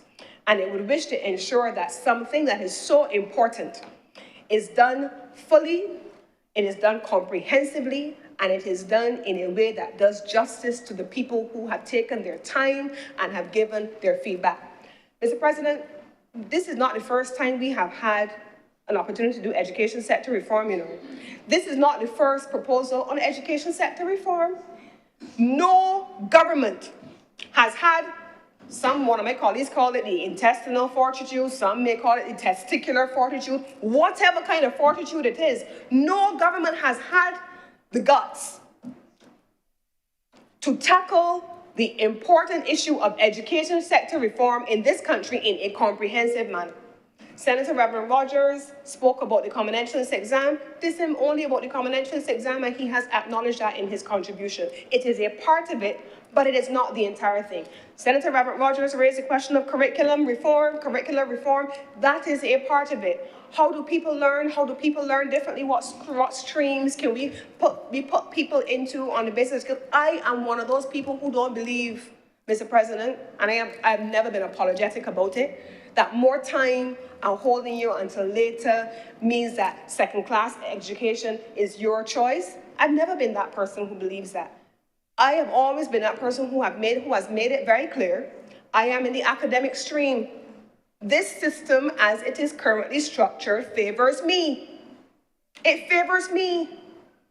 But I stand here conscious of what we call privilege. And I say, because it favors me, does not mean that I can use my position in policy making to keep it in a way that disadvantages the majority, which it does, Mr. President, which it does. I have stood in this place, Mr. President, and I have said on more than one occasion, I grew up as a student of the St. Michael's School, with my mother working in the St. George Secondary School. I lived the two things side by side. And I saw the things that I was not capable of doing with students who were excelling at it in St. George Secondary School, while I may have excelled academically at the St. Michael's School. What makes me better? What puts me on a pathway that is more elevated or more verified and more recognized, that, as Senator Reverend Rogers would say, you butt yourself and your parents. Congratulations, congratulations on what? And if you're ashamed to say where your child has gone to school, you edge him back from the congratulations, Mr. President. Education reform is a must in this country. Comprehensive education sector reform is a must, Mr. President. The elitists among us who want to maintain the status quo because it has favored them, and they want to be able to send their children to the schools that they went to so that they can stand on a pulpit and say, on a platform and say, my child is at Hartson College, my child went to Queens. No, Mr. President, that's not the Barbados of 2025. There are too many young men walking this country feeling like second-class citizens in their own country. Too many young women sitting in this country, walking the streets of this country, right, some of them outside of this Parliament building, who don't feel as though they ever had a chance from age 11. So education sector reform is a must. Delaying it for an additional year is a must to make sure we get it right, and doing it holistically and comprehensively is also a must. And all of those things this country is committed to. Mr. President, there were some questions raised about business, Barbados, and KIPO, and I want to try and deal with them all together. Mr. President, when we first came to office in 2018, there was a discussion around what state-owned enterprises were there, what needed to be changed, what we would keep, what was a must-have, what was a priority. Mr. President, I speak from experience with the public service. Senator Tate just spoke about lawyers and the legal system. Mr. President, in KIPO today, as it stands, a part of central government, a department within central government, an officer who has been trained and who has gone off to OECD and FHTB and who has built all the skills and the capacity to be able to deal with the corporation, the corporate registry, an officer who has dealt with WIPO and has gone off and had the training in intellectual property, could tomorrow be transferred to the Ministry of Transport and Works. And with it, the skills and the capacity that have been vested in them are lost to the agency, Mr. President. And then the clients who come to the desk and to the cashiers at KIPO find themselves dealing with persons who are transferred from licensing authority, who have to learn on the job, and who in many instances need to have the benefit of time to be able to adjust to a new environment and learn what is being done. And each time, Mr. President, you train, you retrain, you upskill, you retool, you develop capacity internal to these agencies, as long as they sit within the departments of central government, you are prone to losing talent and skills that are meant to deliver the kind of facilitation that Senator Malalou referred to as part of the raison d'etre of business. They don't function in the way that they don't, not because they don't want to, Mr. President. I cannot tell you the frustration sometimes, and I hear the colleagues around this table speaking about the frustrations dealing with KIPO. I hear it, I understand it. But I'm here to also say to you that my officers in KIPO, and I claim them today, Mr. President, because they are just as frustrated as we are. They are frustrated because they are on the front line of every frustration of the entire business community every single day, and they feel it just the way we do. They want to have the tools to do better. They want to have the manpower to do better. Somebody goes off on sick leave, they're off for 2 weeks, not long enough under the central government rules to be able to bring in a replacement. Nobody goes in to help them. They are short-staffed. Somebody is sent from central government to pick up a new responsibility. They get called off on jury duty. Central government rules do not allow for persons to be replaced when they're on jury duty. And the basic exigencies of the public service. Senator Monroe Knight would know how many times I sent her SOS messages, help, help, help with appointments, Mr. President, because the business community doesn't care about any of that, and I'm not asking them to. But the people who are serving and providing facilitation, they care about it, Mr. President, because they want to do better. They want to be world-class. They want to deliver top-class service. They don't want their ministers sending every complaint to them every other day. They don't want it either. And so I commend them for working under very difficult circumstances, but it is for that reason and many others that you will see the new commercial state-owned enterprise that is KIPO created separate and apart from central government in a position to recruit and hire skills that are needed for that purpose, to transition the staff that is there and to provide them with the kind of security that they need, that they can do their jobs to the best of their ability, and to give them all of the support that they need to transition. All of those are the things that you can expect to see. I have spoken in my initial presentation about what the agency is meant to do. I'm speaking in this incarnation now about why it is being constituted in this way, because I'm responding to the question that has been asked, Mr. President.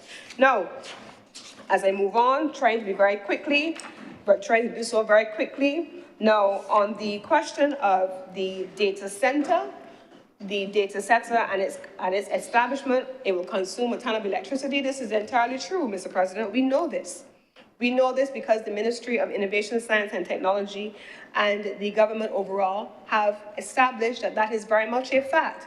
In fact, the electricity consumption, electricity demand by this government has been modeled and simulated on the basis of future growth overall.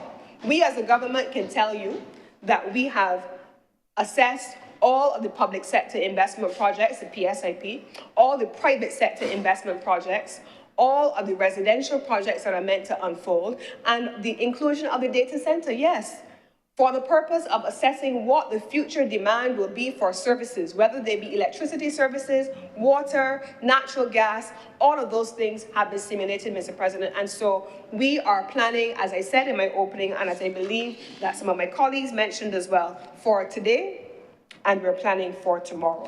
I've spoken about the deficit, Mr. President, and I want to come to cost of living in this moment, Mr. President, in my remaining time in particular, in response to my honorable colleague, Senator Walters. Senator Walters spoke about the cost of living and what measures the government was taking to be able to reduce the cost of living.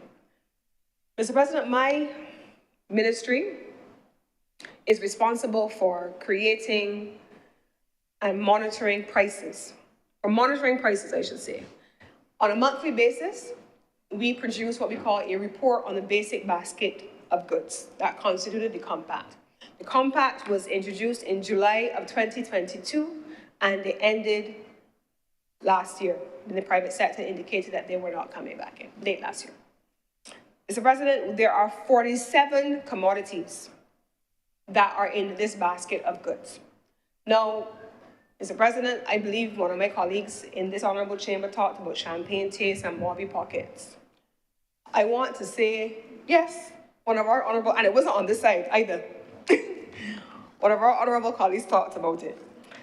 And I want to say here, Mr. President, that the 47 items in the basket of goods that we monitor are those things that Barbadians use all the time. They're the things that are part of our day-to-day existence: rice, peas, those kinds of things, meats, in particular chicken and so on.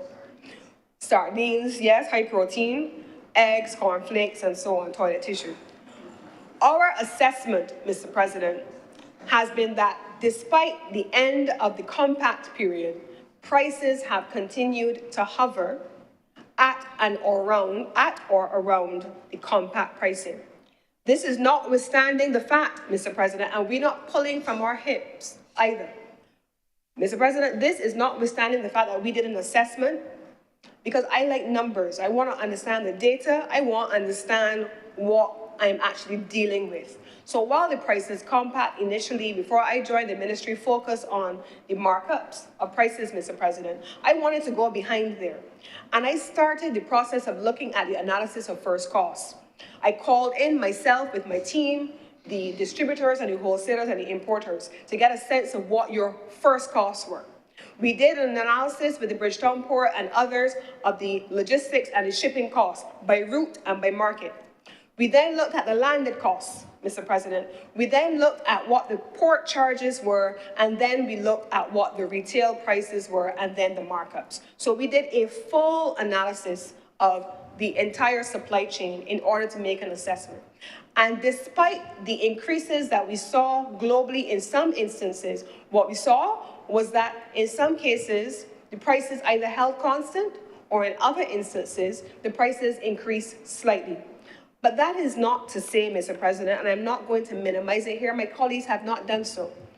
This is not to minimize the fact that people on the ground will feel costs in a way that will be real to all of us. I don't shop on Mars. I just go to the supermarket like everybody else. I don't shop overseas. I actually don't do online shopping, for Joe. I don't. Whatever I want, I buy here, or if I travel, I do. I don't buy online shopping, Senator Maynard. I don't. I love picky. I want to feel things in my hand and touch them. But the reality of it, Mr. President, is that we took the time to do the assessment. The port fees, we had control over. We intervened. The assessment of duties on the freight rates, we had control over. We intervened. The measure of capping markups, the private sector worked with us. They have held prices. We have, however, no control over the first cost, the shipping cost, or anything that is external. And it is disingenuous for any political party to come to the people of Barbados and to attempt to mislead them into thinking that a government, any government, if the Democratic Labour Party was sitting in this chair, they would have no opportunity to have a control, any control over shipping rates. They must not give the public the impression that they do. They do not have the ability to give any relief on first cost pricing. They must not give the public the impression that they do. In order to score political points or to get people's sympathy, or as the Deputy President spoke about, political discontent, you must not give people the impression, especially people who are struggling as you have described them and as we experience them, hope that you can do something that we know you can't do. And so the reality is, Mr. President, even as we have looked at the prices, we acknowledge that where there is a measure within the government's control to reduce the cost of living, this Barbados Labour Party has already demonstrated a willingness to do so, and it will continue to so do, Mr. President. There are only two further things that were raised, Mr. President, that I want to respond to. Senator Drakes raised a question, and I was a little confused, Mr. President, because when I joined the Senate in 2020, she was in the Senate at the time. So there would be anyone other than perhaps Senator Drakes and a few others on the other side who would have heard on more than one occasion the articulation of what this government's development strategy is, whether it is as it was described by Madam Deputy President and the planks and pillars on which it is based. So I was a little surprised to find the Honourable Senator a little entangled in her own narrative, where they seem to be unclear about what our development strategy was. But I'm grateful for the Honourable Deputy President, who I hope has spoken about our sustainability, our inclusivity, our mechanisms for engaging citizens in decision-making. And we have seen those, I think we have talked about them perhaps ad infinitum in this honourable chamber, where we talked about people's assemblies from the Thorne Commission as well. We talked about Parish Speaks. We have seen Parish Speaks. We haven't even talked about Parish Speaks. We have done Parish Speaks, and everybody has seen them. And they're not those occasions where people are coming and they're coming from a political branch. The average person has been able to walk in and have the benefit, not just in the well of Parliament from officials who are the technical officials dealing with the issues, but they're walking and engaged them one-on-one in Parish Speaks, Mr. President, from MTW to Water Authority, and you see people walking through the communities. What are your challenges? That's people-centered leadership, Mr. President. That's the kind of people-centered leadership that this government talks about and walks about to do, Mr. President. We have lived it. We have lived it, Mr. President. Now, I believe that the Honourable Deputy President also spoke about housing and the structure that was raised by Senator Nurse on whether or not the national housing was going to be phased out. I believe that the Honourable Deputy President has answered that. I want, however, to answer the question raised by the colleague on the sugar industry.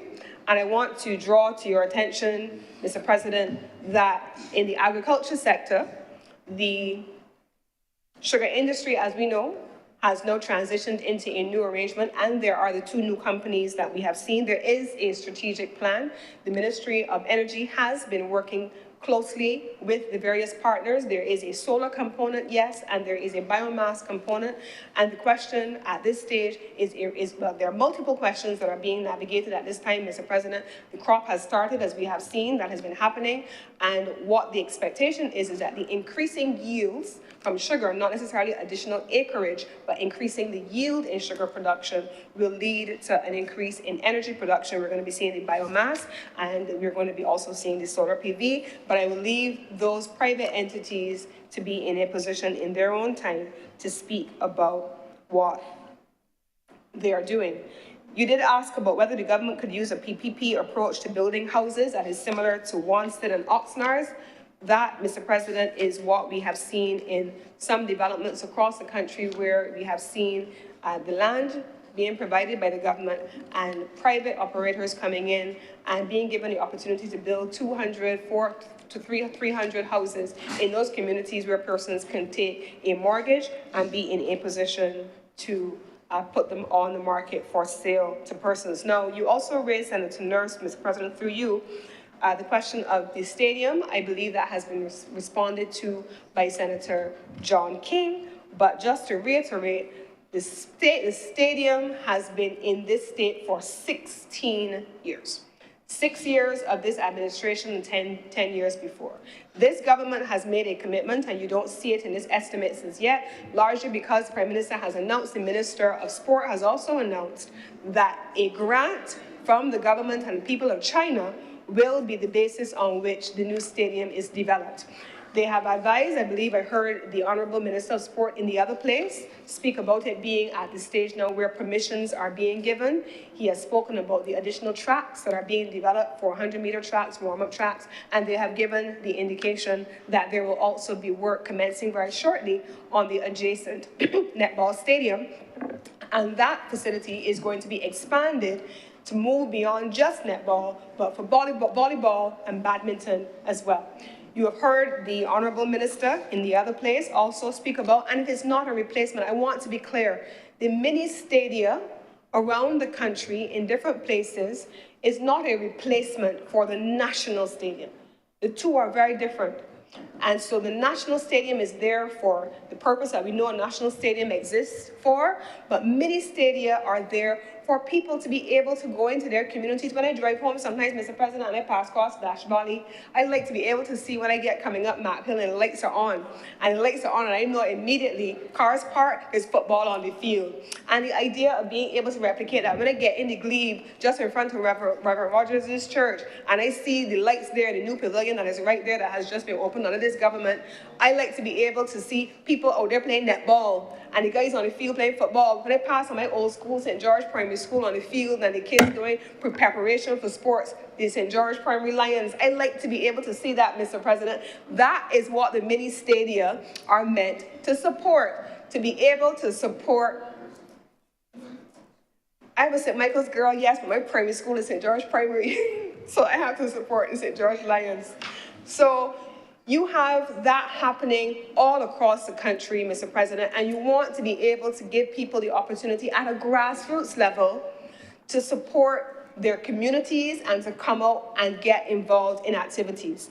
I am always happy to see it, and that is a commitment of this government, Mr. President. As I get ready to close up on the queries that I think I have attempted to respond to that were raised by the colleagues, Mr. President, I was a little confused by one of the proposals, one of the queries that was raised as a concern on government's proposals. Are we making sure that those who get the benefits from government should have the opportunity to return those benefits? That was one of the things that was raised by one of the colleagues. I believe it was Senator Kevin Boyce. He's not with us in the moment, but I hope he is in a position to hear. But Mr. President, that is the definition of things relating to things like the Give Back program at the University of West Indies, SJPI, BCC. It is the basis of a controversial, otherwise called piece of legislation, otherwise called the Labour Concessions Act. In order to be able to benefit from concessions from the government, and when I say benefit from concessions to government, it means that government is determining that it will forego revenue in a concessionary arrangement in order for you to be an investor in a given area, and if you are getting the benefit of foregone revenue, you have to give back, and you have to engage in labor practices that are fit for this country, that respect workers. It is these kinds of things. And finally, Mr. President, on that particular point, we have always, as a country, been talking about the level of foregone revenue and the concessions. We want concessions, Mr. President, but the same social services that we want to expand are paid for by government revenues, Mr. President, and that is what the balance must be at all times. Mr. President, we have one of our opposition colleagues who spoke earlier today. They have not yet collided with the estimates of expenditure, but I want to, however,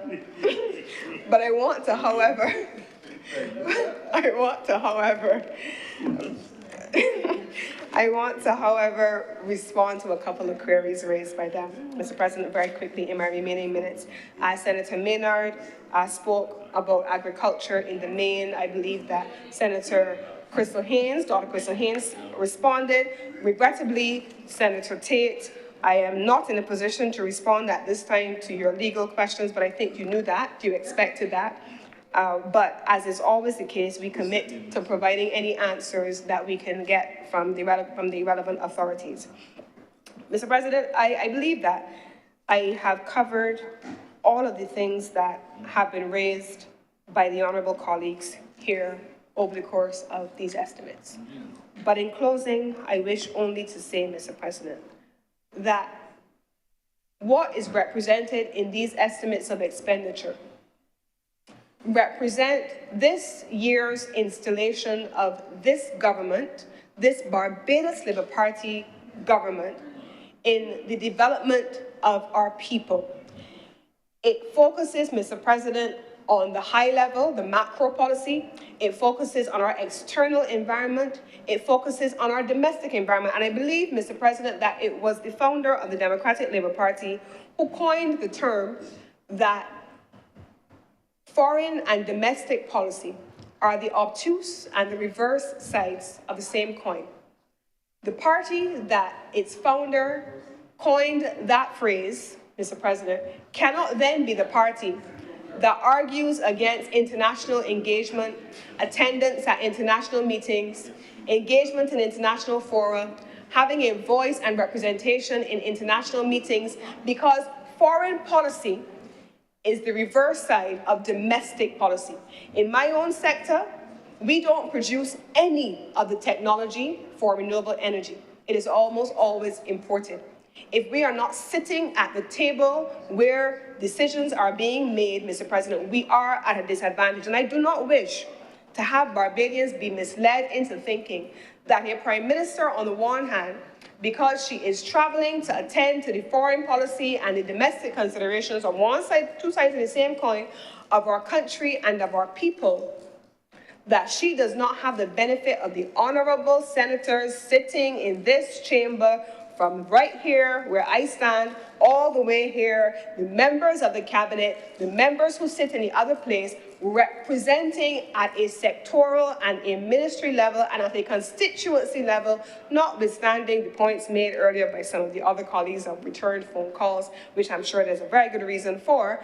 But, Mr. President, the purpose of all of the persons who are sitting here and in the other place and in cabinet is to ensure that people's needs are met, that Barbados' development trajectory is on a firm foundation, and that the needs of tomorrow are being built on a scaffolding of which we can be proud. This Barbados Labour Party, Mr. President, can be proud that in 5 years, in 10 years, anyone speaking about our legacy can see the institutional scaffolding which we laid. We are not the Democratic Labour Party, Mr. President, that would wish to distance itself from their own institutional scaffolding in their last government. We are proud to stand on our institutional scaffolding, Mr. President, proud to stand on the development trajectory that we are building, and proud to present these estimates and to commend this appropriation bill to this honourable chamber. And I beg to move that this bill not be read a second time.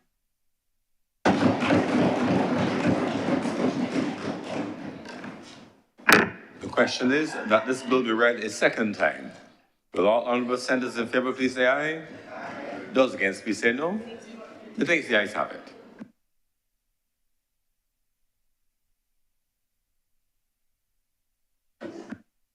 Honorable senators, this appropriations bill has been certified as a money bill. Such to the no committee stage. Senator Cummings, would you please move the third reading? Mr. President, I beg to move that this bill now be read a third time. The question is that this bill be read a third time. Will all honorable senators in favor please say aye? Aye. Those against please say no. The ayes have it. Senator Cummings. Mr. President, this is something that I think many of us have looked forward to in the last 3 days. This being the end of government's business. No. You have to move that be passed. I beg to move that this bill now be passed, Mr. President, and be so cited. The question is that this bill do not pass and be cited as the Appropriation Act 2024. Will all honorable senators in favor please say aye? Aye. Those against please say no. The ayes have it. This bill is now passed and so cited.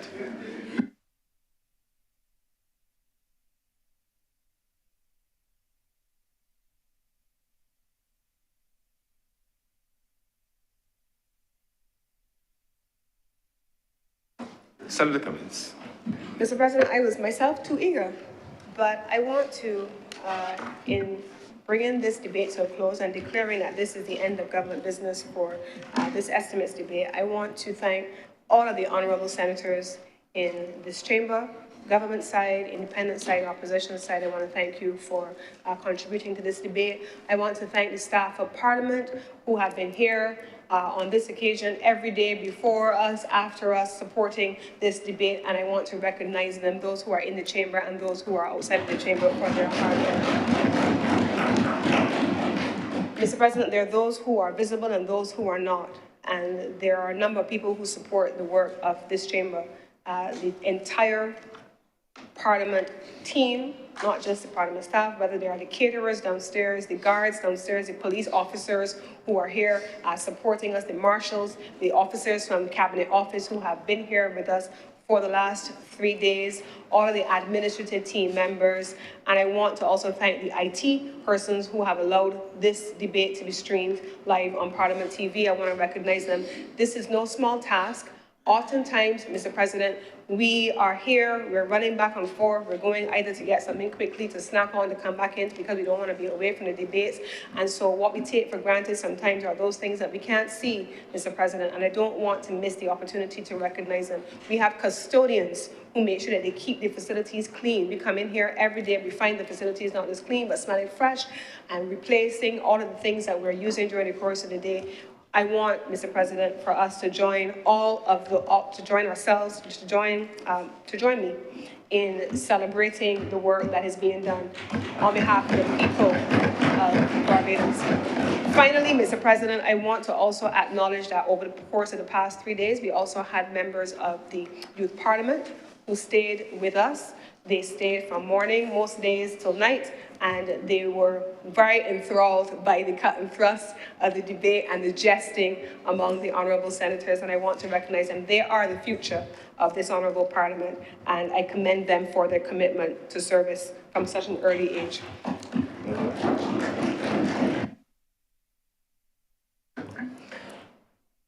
It is now Wednesday, March 27th.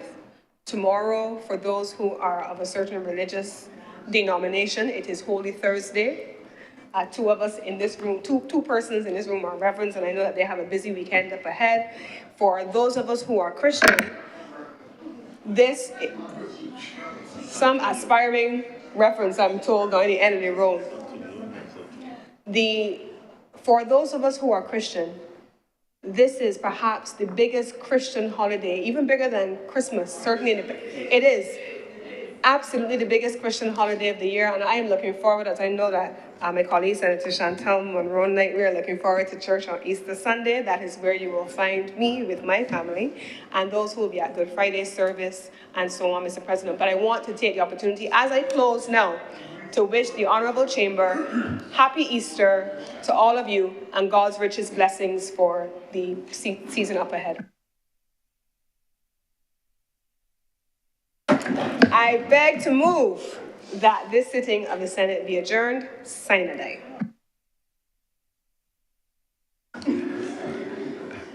Thank you very much, Senator Cummins. Before I put the question, let me just associate myself with the expression of thanks to the staff of the chamber.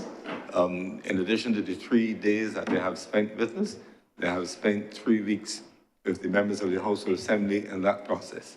And long, the days here was your meeting are long, but they're here before us and they're here after us to ensure that all runs smoothly.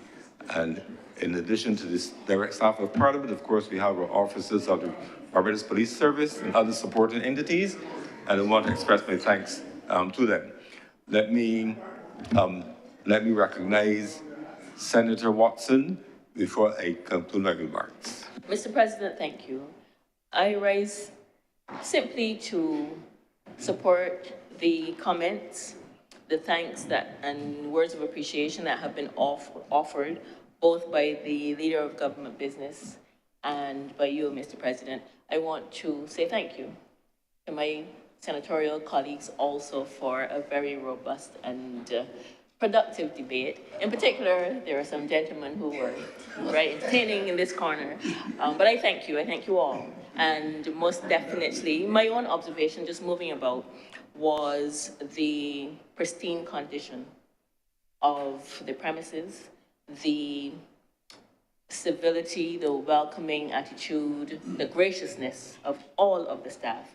And I want to, on behalf of Senator Walters and myself, say thank you to the staff who have supported us, the staff who supported us here in the chamber.